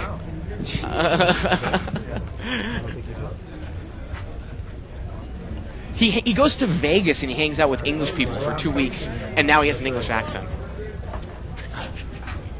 Mike is going to raise it up with King Queen here.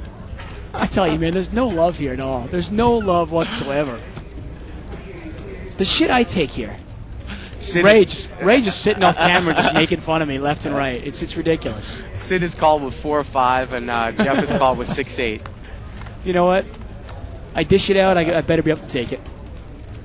And look at this. Mike's hit top. We got a big hand here going on. Sid's open-ended. Now, there is a 2 flush out there. Mike bets 400. Now, obviously, if the 2 flush wasn't out there, it's an easy play. But let's see what Sid does here. He's in calls. position. He decides to smooth call it. Pot is now $1,200. Turns a 10. And how much is Mike going to push here? He knows Sid's a pretty good player. He's going to bet here again. $1,000. Now, we talked about Barry Greenstein. He was saying how he likes to push on the turn, put some pressure on your opponents. Sid is just going to call here, though. Call again. Maybe he's going to try to represent hearts. And the Wow. river is a 7. And it's the heart. And unfortunately for Sid, though, Mike might be more apt to get away from it because it's a heart. Yeah, but I don't. That's the thing. I mean, there's not much. Remember, now you can't beat 4-5, and you can't beat hearts.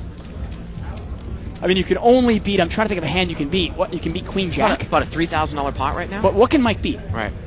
When Sid bets here, what can you beat? And Sid's going for the grays.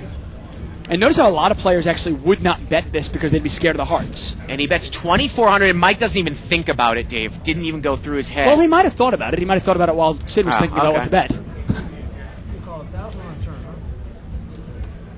And Mike berates Sid there for calling 1,000 on the turn. But you know what? Don't berate strangers. Well, the funny thing is, if you're going to call, the funny thing is, for Mike to make that statement really correct, Mike would have to not pay him off. Yeah, he called 1,000 to basically win 3,400. Well, he 3,400 plus whatever the pot. Whatever the pot was. So he called 1,000 to win like 5,000 or 4,500. Yeah, that's the whole point. Now you're getting 5-1 on my money. Now the only problem though for Sid though, where Sid might go wrong there is if he doesn't know Mike well enough, and he counts a heart as an out. Mike is going to obviously call there because his out was a heart. Do you see what I'm saying? Yeah, right. He's not going to be able to bluff Mike. Well, that's the only question I had for you, though. Is the 7 of hearts comes off. Right. What can Mike beat? Well, I know. Well, because the 10 came off, too. You can't beat Queen 10 now. Right. So you can beat Queen Jack. You can't beat Ace Queen. You tie King Queen. What can you beat? I mean, that's what the thing is. When the 7 of hearts, specifically that card comes off, I think it's easy to say, okay, my opponent either had 4 or 5, had hearts, or had a bigger queen than me, or Queen 10. There's nothing I can beat now. And obviously it's easier for us. We can see the look at card. This. Mike raised, and Sid re-raised, and Mike called out of position with Queen 8. $1,000 pot here to the flop. Jack 9-6. Both players miss here. Yeah, but Mike, I believe, has got a gut shot here. Yeah. Yeah, Mike does have a gut shot. He needs a 10. And Sid is going to bet here. He bets 1,000. Yeah, and that's the thing here. Mike normally, one of the strengths in Mike's game is that he puts the fear of losing money into a lot of the players. He's out of there. He puts that fear, but these players like Sid, Gabe Thaler, these guys play for a living and they play at really, really high stakes. They're not scared of losing $20,000. That doesn't scare them. Obviously, we've seen that. We can just get one of those seats filled. They're still waiting. Obviously, there's a long board. I'm not quite sure why it's taken so long.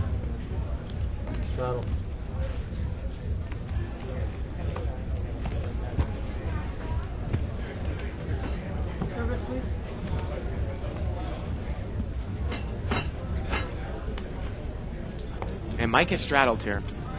Pocket jacks here for Sid. And he's going to raise it up again. Now, another thing with Mike, obviously, we always kind of talk about him, obviously, because he is one of our Live at the Bike favorites. He does have a tendency to tilt, and you wonder if he's going to steam off a little bit of money here. And Sid's going to raise. He makes it 380 here. 300 more. So Gabe said he's not going to show the cards he folds, huh? Yeah, I just had a feeling he wouldn't do that. He doesn't really want to show as it is. But he thought the game was just too good not to. Well, Jeff, no, he's not going to call 9-6 here. Gabe is out of there. And here we go. We're going to get a player. And this is the funny thing is this is pretty much a... And Mike calls with Queen 5. And look at this, a set of jacks for Sid. This is pretty much the Mike and Sid show. Yep. And Sid is actually going to slow play it. Very undraw heavy. Now he fills up. Yeah, we'll talk about that. Look at that, Jack 7 deuce. And he checked it again. And the river's a 7. Well, he's really trying to get Mike to bluff at it. Well, and Mike never bid at it, and Mike's just going to throw it away. 700. Yeah, you know what? Yeah. You got to hand it to Mike there. A lot of times when he's steaming, he might bluff off some money. Yeah. He just said, you know what? Forget it. I didn't hit it. I'm done. New player coming in to seat 9. It's Ed. And Sid was just trying to get any money out of it. Yeah. So we're going to get, I assume, Gabe Thaler in here on his blind. And we might go over a couple minutes. Because it's about 9:32 out there in TV land right now.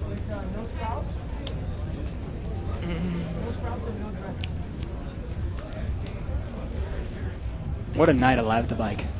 And Gabe here is on the button. Yeah, a Pepsi or a Coke, please, darling. Thank you. Jeff with the king-queen offsuit in the cutoff seat. Imagine he's going to raise this up, and he does. He makes it 250 to go. That's a big raise, isn't it?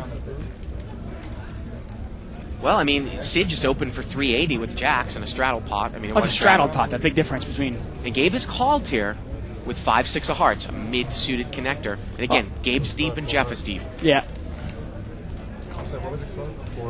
And the 4 of hearts was exposed, Dave. Oh, that's awful for Gabe. And obviously exposed after he called. Well, look at this. He's flopped an open-ended straight draw, though. And Jeff has got the overcard. But remember, one of his cards is dead. Yeah, one of the 4s is dead. Normally you have 8 outs here. You have 7 outs. Yeah. And with 2 spades out there, do you really even want, like if the 9 of spades comes off, do you like it that much? I'm not sure if this is a hand that Gabe's going to get involved with. We'll see. Well, Jeff comes out and bets top pair. Bets 700 here. And he's looking. He's trying to figure out how much Jeff has behind. Remember, Gabe actually has 7 outs here. Can he represent spades, though? Because one of the 4s is dead, and he calls. He's in position. Maybe he thinks he can bet here if Jeff checks to him on the turn. Turns a deuce. But I can tell you, Jeff doesn't have that style. He's just going to keep firing. Yeah.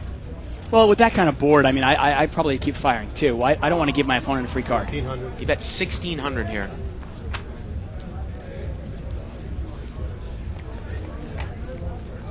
You know, Gabe obviously really puts the test here.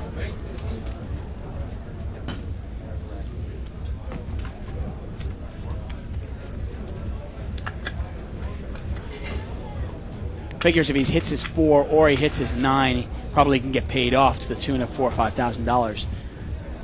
Trying to think if it's worth it, though.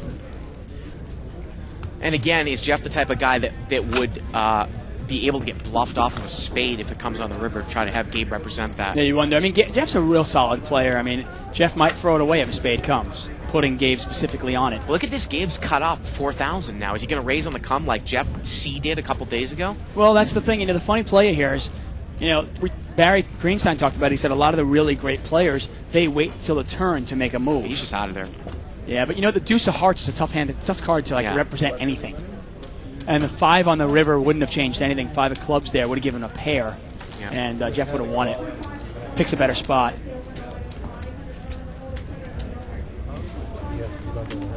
And it looks like Barry Shulman got up and left. Yep, Barry Shulman from Card Player. Big blind over there in Sid's hand. Ed coming in to seat 9. Trish has not played a hand since she sat down, has she? Very solid player. She's very patient. Ace Jack here for seat 4. John there in seat 4. Now John in first position here now, but we are short-handed here. We're only seven players, and I think he made it 200 to go. Made it 200 to go here. Jeff is going to call it the pocket 4s. Trish is in there with 7-6 of hearts. I believe she's going to call this. Yes, she does. And Mike calls as well with a suited ace. And we're seeing this 4 ways, $800 pot. Flop comes out 10-8-6. Wow, Mike's got nut clubs here. Yeah, Mike's got nut clubs. Trish has got a pair with a gut shot straight draw. John is completely missed, and Jeff has got 3 overcards to his 4. But John is going to continue firing it here. He's really played it tight, aggressive. Well, that's usually a winning style here. But in this case, that's a pretty connected board. I mean, Trish throws it away pretty easily, obviously, but Mike's going nowhere. Mike might even raise him. I mean, I got to tell you, if John doesn't have that much money, I might just move in here with ace-5 of clubs. And he is. Well, it might not be a bad play if you put your opponent on jacks or queens. Well, you're not really in bad shape. Remember, you have an overcard with the flush draw, and in this case, the raise can really work because I don't even think that John can call. John's only got ace-jack high. Nice semi-bluff here by Mike, and it's going to work. John's got no luck tonight at all. That's the funny thing, too. Sometimes we judge these players based on a 3-hour session. I got to tell you, you can get the best poker player in the world on our show for 3 hours, and if they just don't run well for 3 hours, they look like idiots. You know what I mean?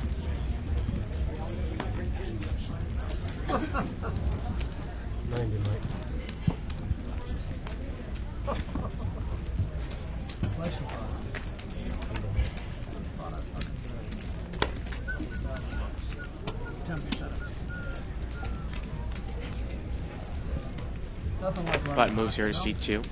Yeah, and unless we can fill up the game, we're actually not going to get Gabe back here. Well, we can get him in over the weekend and then show at a different time. Exactly. You know what? Maybe we can get him yeah. in here for 5 minutes at a different point. Yeah. You know, he lives in Vegas now, but obviously comes to LA a lot to play poker.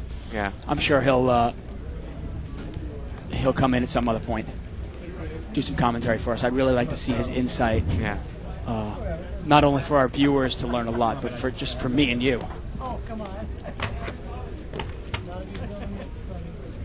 Straddle here by Jeff, and Mike is going to raise it up. Yeah, Mike's pretty much raised Actually, every I think time. Mike just calls. He opened calls Did he? on the Okay. button, yeah. I was going to say, Mike's almost raises every single time it's Jeff Straddle. And, wow, that's going to bring John in, and we're going to see a flop. It's $240 to the flop.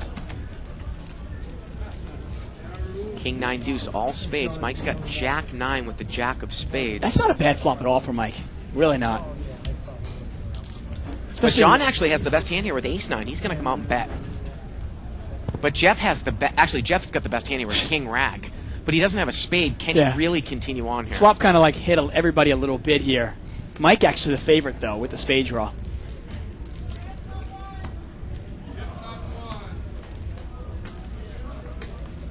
He's going to call. And can Mike really overcall here? Well, that's the problem. Now that Jeff is called, you're not sure. First of all, you got to assume that one of these players probably has a king, and the other player might have a bigger spade than you have. Do you really want to call? I mean, Mike might be in raising or fold situation. He calls. He's going to take one off, see what happens. Turns a 10. Mike picks up a straight draw now. King 5 is still good. Yeah, Pot's about $1,000. Check, actually, check. Mike's got a lot of outs here. Mike can catch a jack, a 9. I'm sorry, not a 9, a jack, a queen, or a spade to win this. And if he were to bet this, I think he'd probably take it down. If he makes a nice, strong $800 bet here, I think he probably takes it down. Well, he's going to bet, was it 600? Either 6 or 8, I'm not Now, quite I got to sure. tell you, if John calls in here, Jeff gets out. But if it's heads up, I think Jeff calls Mike. Do you? Yeah, I really do. Yeah, well, Jeff does have history with Mike. Yeah. He might call that. You're right. Get a nice shot of Mike's head there. Mike's got a big head. Isaac correctly. So here we go. Let's see what tall. Jeff does here. Oh, maybe he's not going to call. Yeah, it's. Do you want? Like I gotta say that's where people make the mistake against Mike is they just pick the wrong battles to fight against him because Mike gets good hands too, and I don't want to get stuck losing $3,000 with like a King 5 here without a spade in my hands. I mean, Jeff's a 2-1 favorite over Mike, but how does he know? And he's also out of position. Well, here's and what would be really interesting here, Dave, is if say the board comes to 3 of clubs, does Mike think he needs to bet here to win? You know, because I think sometimes Mike makes, Mike's really good at reading boards, but I think, Jeff's going to lay it down anyway. And Jeff actually says, he goes, I'm going to lay down the best hand here. And he's right, he does lay the best hand down. But I think against Mike, you have to lay the best hand down sometimes. To finish my thought, though, go. If the river comes to 3 of clubs, sometimes I think Mike is really good at reading boards, but I think he almost tends to check down hands that he thinks have a chance to win in a showdown, but really, if you play back the hand in your head, it shouldn't win. Jack 9 should not win there. Well, there's also a question. There's also, I'm not sure if you're in. I don't want to say you're incorrect here, but one of the things is there a chance that Mike might also say, okay, this hand probably won't win, but I don't want to bluff any more money at a pot because this guy's going to call me. Because oftentimes when Mike bluffs the turn and he gets called, he realizes that this guy's probably going to call the river also. You don't know for sure, obviously, but sometimes it's tough to fire 2 bullets. Well, we're getting word that we're going to get a player in seat 5, but again, we might really like to get Gabe in here, but we might wait on it. No, calling this 100. Ace Queen 10 here with a couple diamonds. Check, check. And Ed's going to bet here with 9-10. Ed's an interesting player in seat number 9. I've played with him numerous times. Now, is Sid going to call with a dry flush draw here? He is. And remember, he's in position. That's a big hand. Remember, he can use a jack or king maybe to scare Ed. In this He case, also, definitely. Ed might just check and fold when you bet the turn. Yeah. I mean, look at this. Ed's got no hand really. He's got a pair of 10s with 2 hearts in his hand. So, I mean, in position, there's a lot of things you can do here. Well, let's see what happens here. Yeah, I mean, I would not be surprised at all if Ed checked and Sid bet and it folded. Let's see how it goes. No, Sid's not going to take it, though. The river's an 8. River's the 8, and Ed's got the best hand here. Well, you got to think, though, if Ed checks it again, Sid has to bet, doesn't he? You'd assume so. You never know, though. Let's see how it plays out. Is Ed going to put out kind of what he thinks is a bluff bet? Obviously, this is not a value bet. This is clearly a bluff bet. Sid's just not going to get involved. Yeah, Sid throws it away. Well, Sid might think this table is such that, well, I'm getting paid off when I make my hands. No reason to bluff. Yeah. And somebody's coming into seat 7. Oh, Jonas is back, so maybe we can get... Well, is it Gabe's big blind now? So would you like the big blind? Oh, it's not Jonas. It's a new guy. How much you playing behind, Blair? It's a Jonas lookalike. Jonas, but he's been gone. He got no money. Tom Macy. I mean, you would think that might be Jonas under that hat, right? Same build, kind of sideways. Yeah, similar build. It's just he would have to change. Right. He would have to go to the bathroom, change, you get some more money, and come back in. But yeah. So do we want to get Gabe up in here now? Looks like he's getting up. Yeah, let's see. Yeah. 400. Yeah, I think he's coming. He's coming in here. He's going to come in. Okay, great, super. Well, we got pocket jacks against pocket queens here. John raised, and Trish is going to call, and Mike's in there with a middle suited connector here. Yeah, let's see how this is played out here. You like Mike's hand here or what?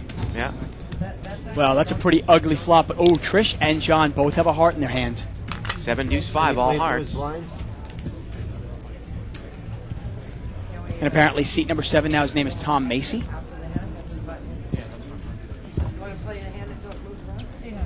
And Gabe is still at the table. And Trish is going to bet 800 here. Wow, that's a really tough spot for John here. Real tough spot. And you do have the queen of hearts, but you got to realize, Trish is a pretty solid player. She hasn't played many hands at all.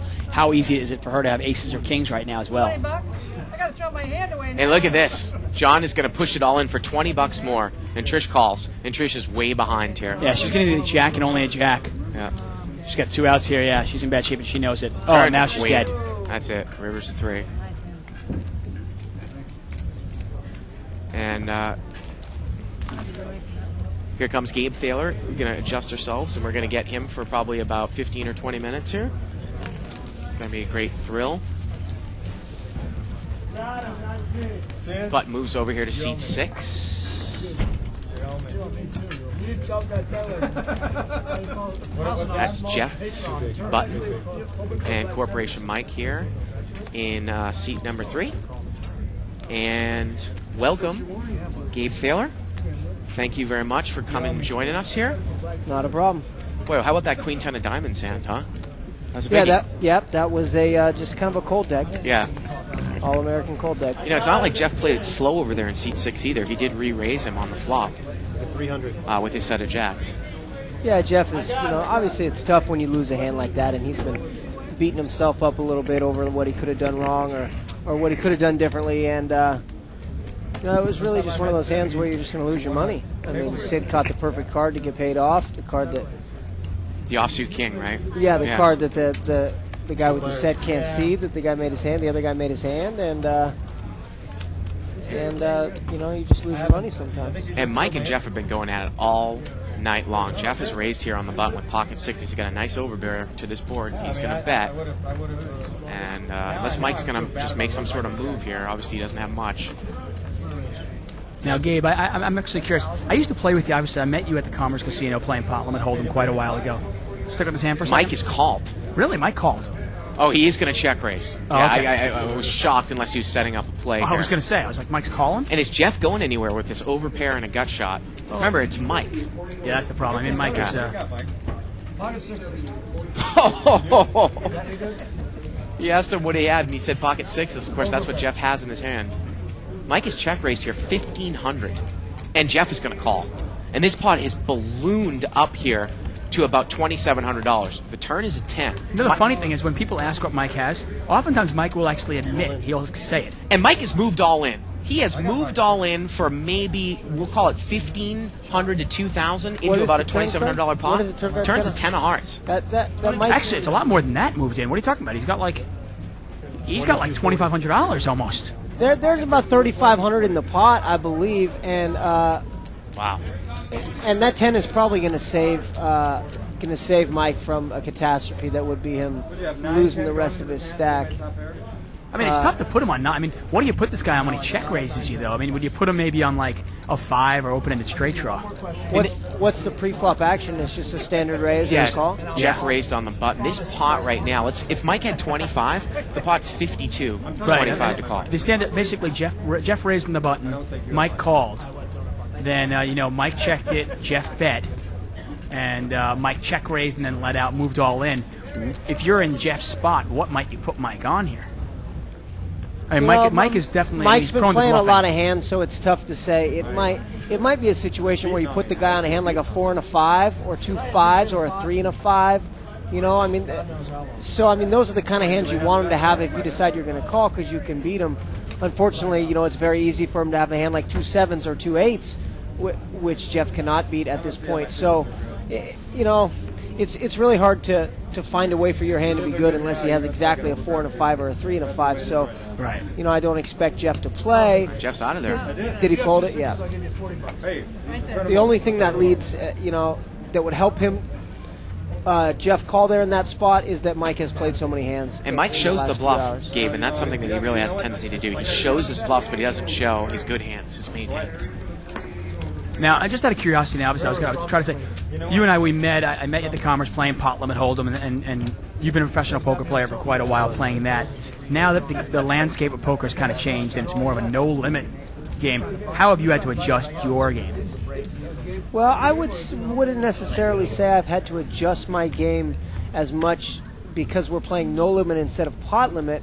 I would say you'd have to adjust your game for those of us that were playing this game prior to the kind of the TV explosion era, is that there are so many good young players that have come along that have logged so many hours on the internet and have improved their game so fast that you very rarely can, or you very often can be playing with a higher percentage of winning players in a game at a given time. Right, I see what you mean. So 6 or 7 years ago, if you sat down in the game and you didn't recognize anybody in the game, it was probably a really, really good game. Well, now it was almost assuredly to be the case. Right, then, yeah. But now you don't really know because a lot of the players, obviously. Right, now that is not necessarily the case at all. There are plenty of people that you've never met before that are, have been winning poker players for at least a couple of years now. Right. So you definitely have to take a different attitude with unknown players and with all players in general, because even some of the people that were playing a couple years ago, being a professional player, I might have thought that I had an advantage over. Who knows? Maybe you don't anymore. Right. Now, Gabe, I wanted to ask you about a hand here tonight, and I know you don't like to give away too much of your secrets, but the more and more Dave and I do commentary, the more and more we understand about no limit. You had a hand where you basically checked pocket aces on a flop, I believe, of king, Jonas, queen, and they're waiting for him to come rag. back. And let's talk about the concept of pot control in this game when you're deep, checking the turn, maybe checking the flop in terms of controlling pot size with one pair. Do you care to comment on why you did that particular hand, or just maybe checking the turn with one pair in general? Well, that can often be a strategy that is employed by people when their hand has value if they get called, but doesn't have a lot of value if they get check raised. In that particular situation, however, although I guess I would say I'm not against checking pocket aces on that flop, I checked that flop specifically because I thought that he had zero, like no gut shot straight draw, no way in which he could possibly draw out on my hand on 4th Street. So I wanted to give him a chance to make one pair or a pair and a draw on the turn and get called. I just really had a strong feel that he had zero. So otherwise I would, a high percentage of the time bet that flop. But there are definitely some situations where your hand can have more value. You want to cut in here? No, keep going. Where your hand can have more value when the pot stays small, but the larger that the pot gets, your hand goes down in value like a lot. Now, once again, these guys are in the mat again here. Mike against Jeff here. Jeff's got top pair. Mike's open-ended, plus he's picked up a spade draw on the turn. Jeff bet the flop, and Mike check raised him with the open-ended straight draw from up front. He's now bet again on the turn with the ace, and let's see if he shows the bluff again. Well, not quite this time. But you can see Mike's really got that laggy, aggressive image, check raising with a lot of draws, really putting the pressure on Jeff. It looks like he's really picking on him now. Well, Jeff feels a little wounded, I think, because he wants to, he doesn't he's a little shocked still from losing that really big hand earlier and wants to find a reason why he lost it other than the fact that that's just poker and that happens. And, so he's playing a few more hands than he would normally play too because he's, a little frustrated, and Mike is obviously frustrated because he hasn't had too many good things happen to him tonight, so he's ready to try and force the action, I think. Right, almost pressing a little bit. It's interesting that when you see a guy like that, almost like, a little wounded, he's licking his wounds here, is that when you kind of pounce? Is that when you're like, okay, this guy, I can definitely take advantage of this guy? Now, I noticed earlier he had raised it up. You called on the button with a 6-5 suited, kind of a suited connector. Now, obviously, that's a pretty good hand in no limit. We always kind of point that out. Was that specifically, though, because you were playing against Jeff, who was kind of down and out a little bit? No, that was a multitude of factors. The smallest of which was the fact that he was loser. The largest of which was the fact that I have about 9,000 in front of me and I can call 250, and he has more than me, and I have position on him with a hand that can be fairly hidden when I make a straight or two pair, and I think in the long run there's a fair amount of equity there calling him because our stacks are so deep. It definitely played into the decision that he's loser, or not necessarily that he's loser, but losing tonight at least. No, I don't even know that he's necessarily losing tonight because he may have won before I got there, but he has recently lost a big hand and is playing more hands than normal. Right. So it was just kind of standard. It didn't really have much to do with what was going on, other than the fact that we both had a lot of money. Right. It's funny. Right when we saw you make that call, Gabe, we heard 4 hearts exposed. I heard that too. I was kind of kicking myself for not paying enough attention because I wondered if I could have seen that prior to calling, which is a big enough advantage to where, even though the stacks are deep, I probably wouldn't call there, knowing that type of information, because that's like the joker for my hand. Yeah, pretty much the 4 and the 7 of hearts, obviously. Right, and then I catch a flop where I exactly need to make a 4. I can catch a 9, but a 4 makes me the nuts. So I still had to call the 1 bet on the flop because I know he's going to fire into me on the turn, and I know I'm going to get it all if I make my hand either way. But it was. I wonder. I don't know exactly when that card got exposed. But now, have you had a lot of experience playing with Sid over there in seat 3, who, if I'm not mistaken, is really one of the better, very, very good cash no limit game players out there? I have played with Sid probably in the last, 18 months, maybe even a little less. He's played quite a bit here in the Los Angeles area. Sid definitely is. I couldn't really see a reason why Sid would not be a winning poker player for a long, long time. He has all of the right attributes that it takes. He has a good amount of discipline. He has a little bit of creativity, which you need. He seems to have some money management, and I think he has the ability to lay a hand down. I'm not sure about that one, but so I definitely do think that Sid is a very good young player and will probably be in this scene for years to come. Now, what do you think about Jonas? Now, we've seen Jonas back in the day when we first started on the 510 level back last January, and we've seen him now. And, Dave and I really thought that Jonas was the shit way back when, and then we've almost come to the conclusion that he almost has that WEP syndrome, if you've ever heard of that, like a win every pot type mentality where he gets. I've never heard it called that, but I definitely had that as a younger player. I definitely wanted to win every single pot I was in, and had to learn to temper that. He may have a little bit of that. I don't necessarily know that could be an ultimate downfall, but anyone who is aspiring to be a long-time side game professional, long-time winning poker player, it can always use a little bit more discipline, and Jonas might fall into that category. Right, you can just use a little bit more discipline to round your game up. We got a chip count coming up right here. Last one of the night here. Yeah, we got 105,000 on the table here. Sid's got the table covered with 48,000. Jeff with 27. Jonas is tilted right now. Getting word that Jonas is coming back to the table. Okay, let's see how they're doing. And here we go. Little magic. There it is. Sid up 29,000. And wow, the rest of the table's pretty much down. Sid's the winner, and that's pretty much it. Now, obviously, you had probably about a $6,000 swing when that 10 hit the river when you were with the flush. We really liked your game. I got to tell you, if people didn't know, they'd probably think I liked you in a sexual way. It's kind of scary, Gabe. Seriously, and obviously I'm quite straight. Anybody that knows me. Well, that's debatable. But I would. Okay, it might be debatable. Anyway, I would literally, I remember I used to go to the Commerce and I would watch you play and stuff. And one of the reasons I would sit in the game, because it was probably a little bit big for me at the time when I was playing. 'Cause it was just when I was starting to first venture into being a professional poker player. But I would watch and I would kind of see you, and I was trying to emulate my play over yours, watching you play.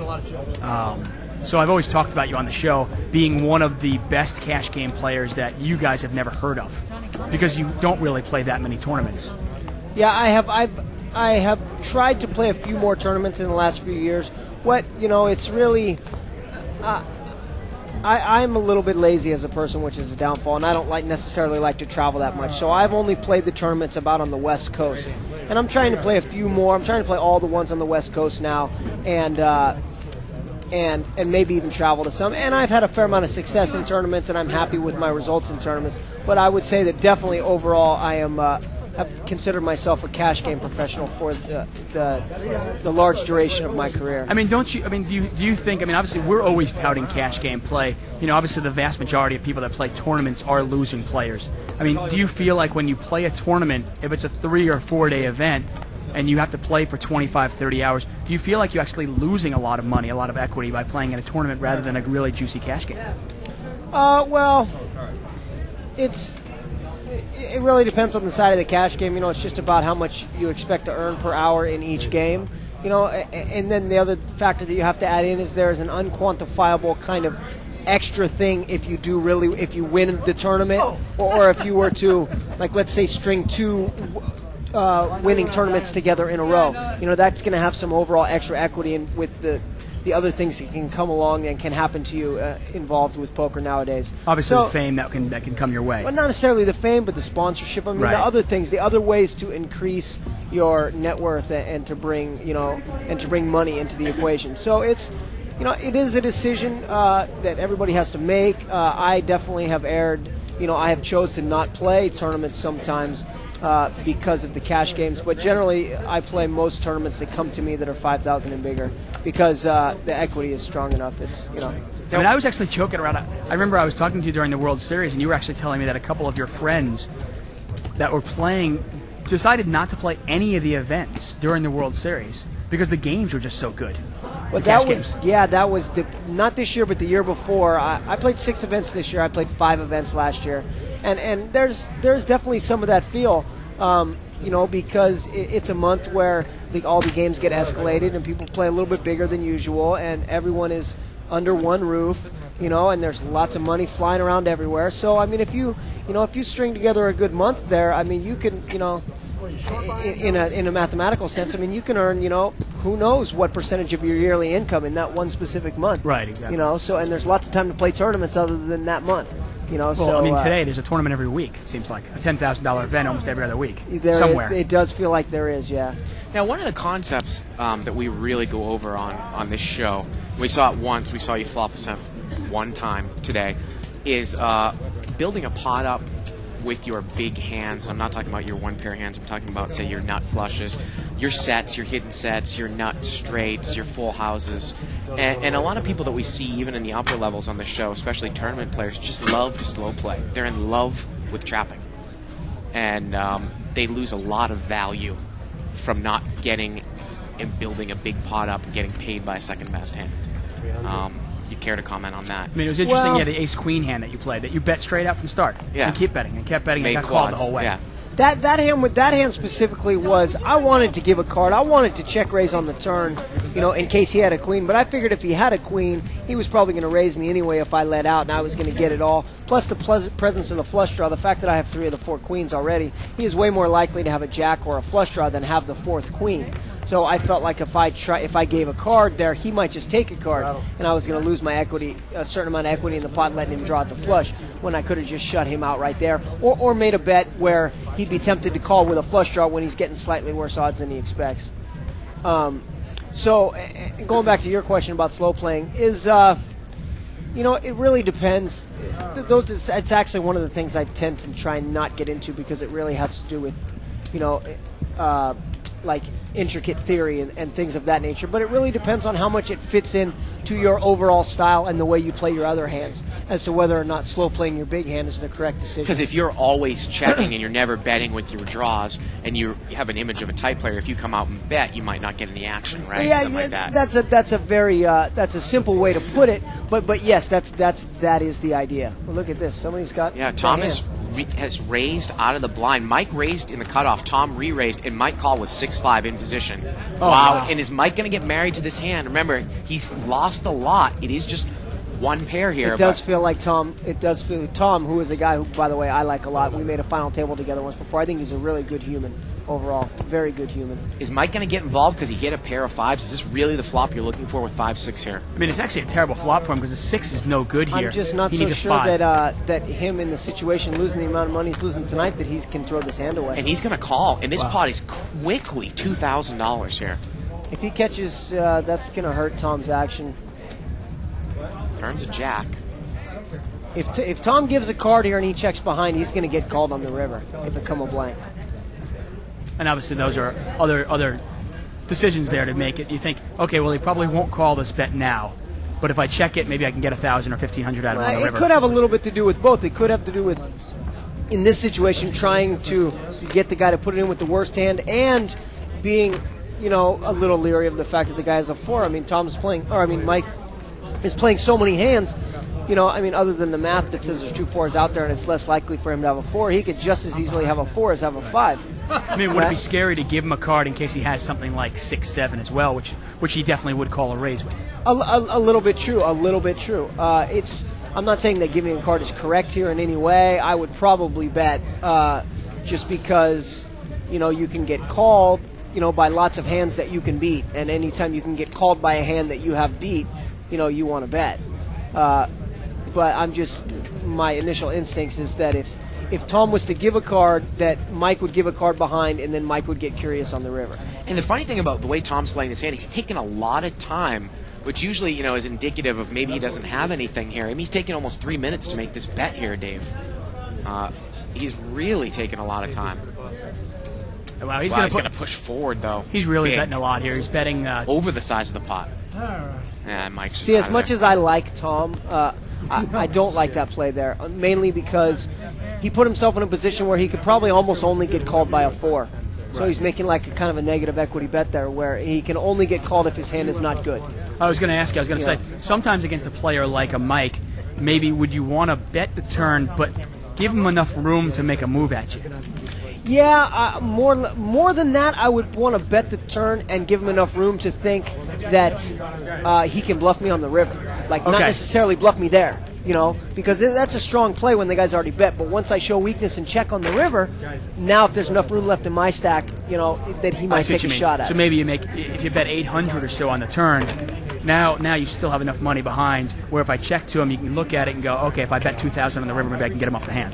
Right. I mean, it depends on exactly how much is in the pot. Right. I don't know what the exact amount would have been with that pot right there. 800 might be it. Might be 1,000. It's definitely not 2,500 because he's obviously got 900 left or whatever.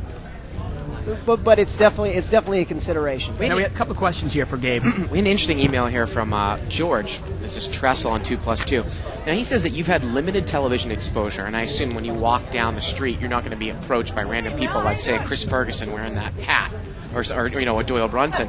Do you feel that people in cash games take more shots at the known pros than at you? Do you prefer to lay low, where where people just won't mix it up? Because hey, I'm going to mix it up with Gabe Thaler, whereas they might say, hey, I want to mix it up with Michael Mizrachi, like Barry Woods did a couple months ago here on the show. That would be a tough thing to say. The one thing I could say is that for the limited amount of TV exposure that I've had, I got quite a bit more attention in poker games and out of poker games than I thought that I would. So whether or not any of those people are sitting down specifically because they saw me on TV or they're trying to take a shot at me or whatever, I actually highly doubt that is the case. But I do think that they sit down because they want to play with people they've seen on TV. Not necessarily they want to take a shot at beating you or anything. They just want to play and tell the story to their friends at home that they played. Now, Mike raised with 9-10. Sid just called with Jackson. That brought Jonas in with 6-9. Everyone has a piece of it. Jonas and Mike both have 9s. Sid has jacks, and Mike's going to bet 300 here. Obviously, Sid Mike and Jonas in bad shape here. Sid is just going to call. And Mike needs a 9 here, and there's only 1 left in the deck. Turns a 7. Now he can obviously pick up a, 9, 10. He can pick up an... Actually, no, I'm sorry. He has no straight draw, does he? And he's going to bet again. He's going to come out and bet again here. Now, obviously, it's Mike, and Sid is going to call here again. And this pot is quickly, again, about $2,500. And once again, Mike has 1 out, by the way. He can catch the case 9, and that is it. For a second, I thought he had a gut shot there, but he does not. And if Mike checks here, do you value bet jacks here on the river? Well, it's a third Now diamond if the here. diamond comes, I'm not so sure. Yeah. I mean, against a player like Mike, you might, because it's going to be very hard for him to check raise you. But I don't think there's anything wrong with what Sid did there, just checking it and taking it. Funny thing is, we've seen Mike play hands where he actually will bet the flop and the turn and then check raise with trips on the river. We saw him do it against Mike Wu. That is a that is a play that not too many people have in their arsenal. So you have to be a little leery of it. But it's very rare that many people can do that. Because most of the time they're just going to bet for value on the river and try and get called. Right. You have to have a reasonable assumption that the guy's going to bet behind you for some reason. Right. We've seen give him a flops card like on the river. Yeah, we've seen flops like that where it was like the flop was actually queen, queen, 9. Mike would have like ace, queen. He'd bet it once. He'd bet it twice. He'd put his opponent on jack 10. When the river missed, he figured, okay, well, this guy doesn't have anything to call. I'm going to check and do some bluff. And he was actually right. I mean, that's a very good play. I would actually be surprised if that was the reason that he checked. More so than he wanted to try for a check raise. I mean, that's a pretty advanced thought. I haven't seen anything in Mike's game that leads me to believe, not being trying to be personal against Mike or anything, that he thinks about the game on that kind of a level. Now, we had Barry Greenstein here a couple of days ago in the booth, and he talked about how he always has in his arsenal the ability to check raise bluff on the river so that people won't constantly value bet marginal hands against him, so that people will be scared and show down a lot of hands that might be bettable, because he might check raise with a bluff, he might check raise the river with a huge hand. Is that something you need to add to your arsenal to step it up to the next level? Well, I would say that I would say that not most. I would say that is a very tough play to make, and that's part of the reason that Barry Greenstein is the player that he is and is one of the top 10 players in the world in all poker games. It's not something. It takes a lot of courage. It takes a lot of hand reading ability. But the one thing I will say is about the hand that Sid just played with the 2 jacks is, if he's in that pot with a good player. And he tries to value bet the river there, some good players are going to take that pot from you. So there's a certain number of times that when you're in pots with good players, you do have to just knuckle the hand on the river behind them, because you have to show them some respect. I don't really have a hand worth betting. I'm not going to get greedy here. I'm just going to take the pot, because some good players will just take that pot from you, and it's definitely a high quality skill to have in your arsenal. It was funny. I was actually playing with Stan Goldstein a while ago, and I saw something really similar. The flop had come out. Basically, it was an obviously chopped flop. The pot was like ace 5-5, and there's a king out there. And sure enough, Stan of course had the ace, and another player on the other side of the table had an ace also and bet the river. And Stan kind of made a crying call and said, okay. And the guy showed him like ace 9. And Stan said, next time you do that, I'm going to friggin' move you all in.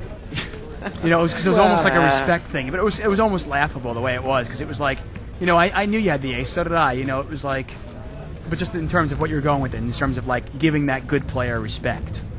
Yeah, I mean, I don't really like to comment after the hand there, to tell you the truth, because Stan's never going to move anybody in there, because he doesn't know the guy doesn't have a 5, But what he's trying to say, is, I mean, Stan's been a long-time winning player and a professional, so he knows enough to, in a situation like that, try and keep the pot small and try and get into a situation where he can call a bet on the river and not get raised out, and that's why he gave a card, and that's why he checked, and he's saying to the other guy, you can just roll that hand over, that doesn't have much value if you bet it, but the whole thing about him raising there, I mean, I'd like to see it. Right, exactly. He might threaten it, but he might not do it. Now, one thing I wanted to ask you, when you sit down in a game, obviously the big difference between cash games and tournament play, the blinds don't escalate. You can really pick your spots. You can sit there. You can change gears. You can be patient and disciplined and wait for the cards and wait for the right opportunities, really, to pounce on. Now, how do you go about, in terms of, obviously, when you sit down in a game, what are the first things you might do when you sit down in a game, in terms of assessing who's there and how many chips to buy in for and stuff like that? Well, yeah. Sometimes I tend to buy in for standard amounts in general, unless there's a specific reason for me not to do that, i.e., a very good player to my left or a very bad player to my right may induce me to buy less or more. The things that I try and do in general is to gain a little bit of information about everyone's current state of mind, like who might be losing in the game, who is currently winning, who is just recently lost a pot, whether they're winning or losing, those types of things, because people's immediate frame of mind, as we all know who are poker players, we all try and play our best when we're losing, but none of us do. And, whatever has happened to them most recently is usually the most importance to me. Well, we got a big hand here. We got Jeff do. with queens and Trish with ace-king here. Now, Trish is going to play this on the button for sure. Question is here, is she going to re-raise him, or is she going to just call? I think we're going to do a couple more hands here, Dave, and then call it a weekend. And there's Jeff C. who played Jeff on the show. Cabanillas. Cabanillas. He's going to be here on Monday playing the 5100 no-limit game that we're going to have. Yeah, I was going to ask you now, obviously, hopefully you're going to be in the tournament on Monday night, but if by some wild chance you're not in the Legends main event anymore, might you be playing in the 5100 game for here? If you guys can get me a seat, I will definitely play if I'm not in the tournament. Okay, well, you have a seat. You have that assurance. All right. If I am not in the tournament, I would definitely play. Hopefully you won't need it. Correct. I tend to agree with that. As much money as you can win in those kinds of poker games. I did come to LA to play a tournament today. And Jeff looked like, did he raise or just call there with the queens? Because we got a raise here by Trish, it looks like. Well, Jeff actually, I think, was the original raiser. And I think Trish re-raised him? Trish re-raised him, I want to say. Trying to get the exact word. No, it doesn't look like it. It looks like Jeff raised it and Trish just called, okay. And actually, Mike called it out of the blind. Yeah. Oh, Jack 7-7 here. Probably going to be a bet and take it situation. Be a little leery of Trish because she's by far the tightest player at the table, but I think you still have to take a shot at the queens here.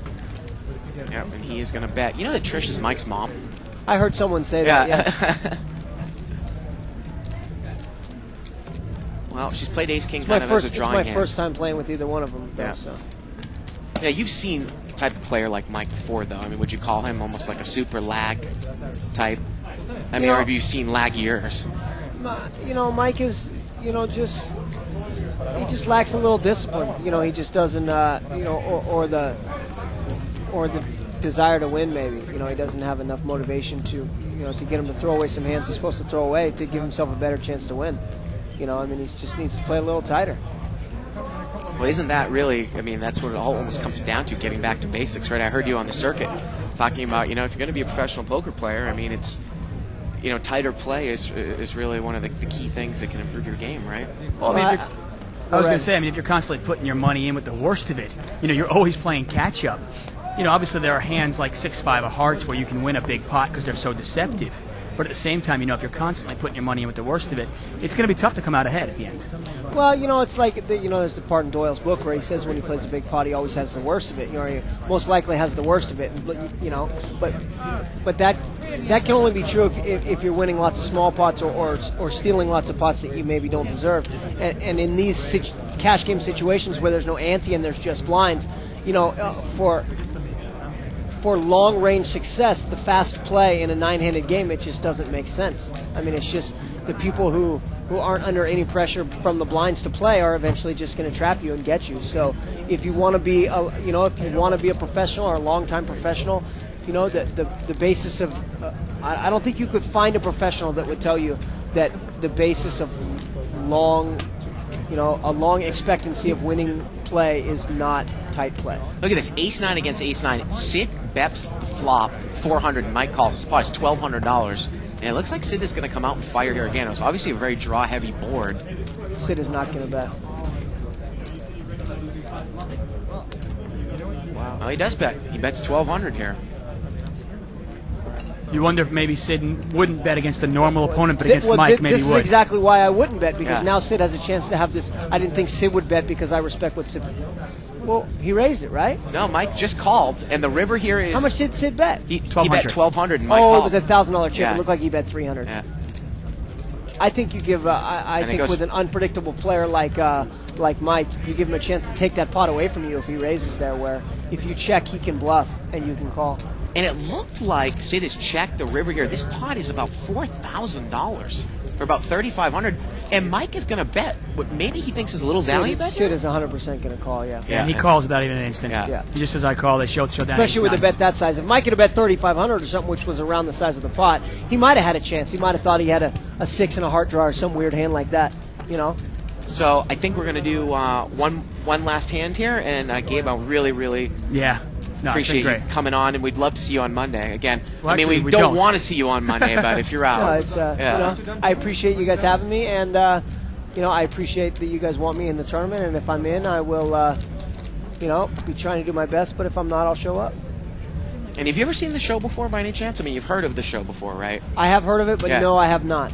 I have not watched it. I definitely will after being here. I definitely will check you guys out. Yeah, it's funny, actually, tonight's show, we had Johnny Chan in here while you were playing. Now, you didn't actually get to play. I mean, early on when you first sat down, you played a couple of hands. Right. But I'd say the last hour, you didn't really get much to play. Very true.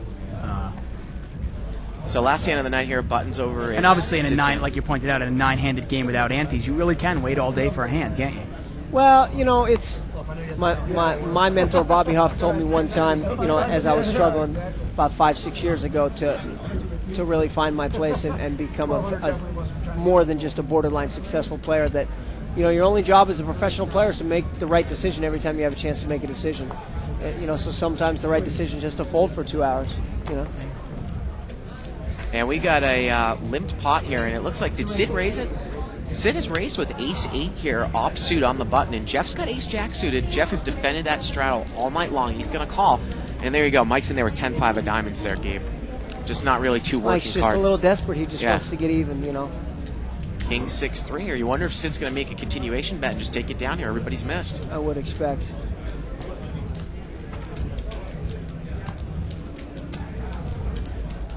You wonder if that added value of the straddle made Sid raise there, where if you just have the blinds, ace-8 really not a very strong hand. There was a little bit of extra money out there, yes, and the fact that Mike had voluntarily limped in the pot and shown weakness, you know, makes it. Sid's going to be taking advantage of Mike as many times as he can. So that's actually an extra $160 in there with the straddle and the limp. Yep. And that's going to do it. And that is going to do it for us tonight. And again, what an unbelievable day. What an unbelievable week of games here. I want to thank Gabe Kaplan for coming in. Once again, there he is. And again, if he is busted out, he will play on Monday. We're actually going to be recording some content for future viewing over the weekend. We will be back here on Monday with a $5,000 minimum, 50, 100, no limit, uncapped game. For Dave Tuckman, Gabe Kaplan, everybody here in the booth, I'm Bart Hansen. Have a good weekend. Good night, everybody, from Live the Bike. See ya.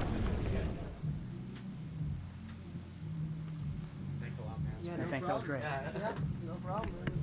You guys do a good job, man. You guys are very smooth. Very comfortable. You guys are very comfortable. It only took us 18 months of doing it every day. I know, we've been doing this since last February. You guys create a comfortable environment, for sure. That's sweet. Questions are good. I'm going to go eat my food this afternoon. Go get it, man. Thanks a lot for stepping by, bud.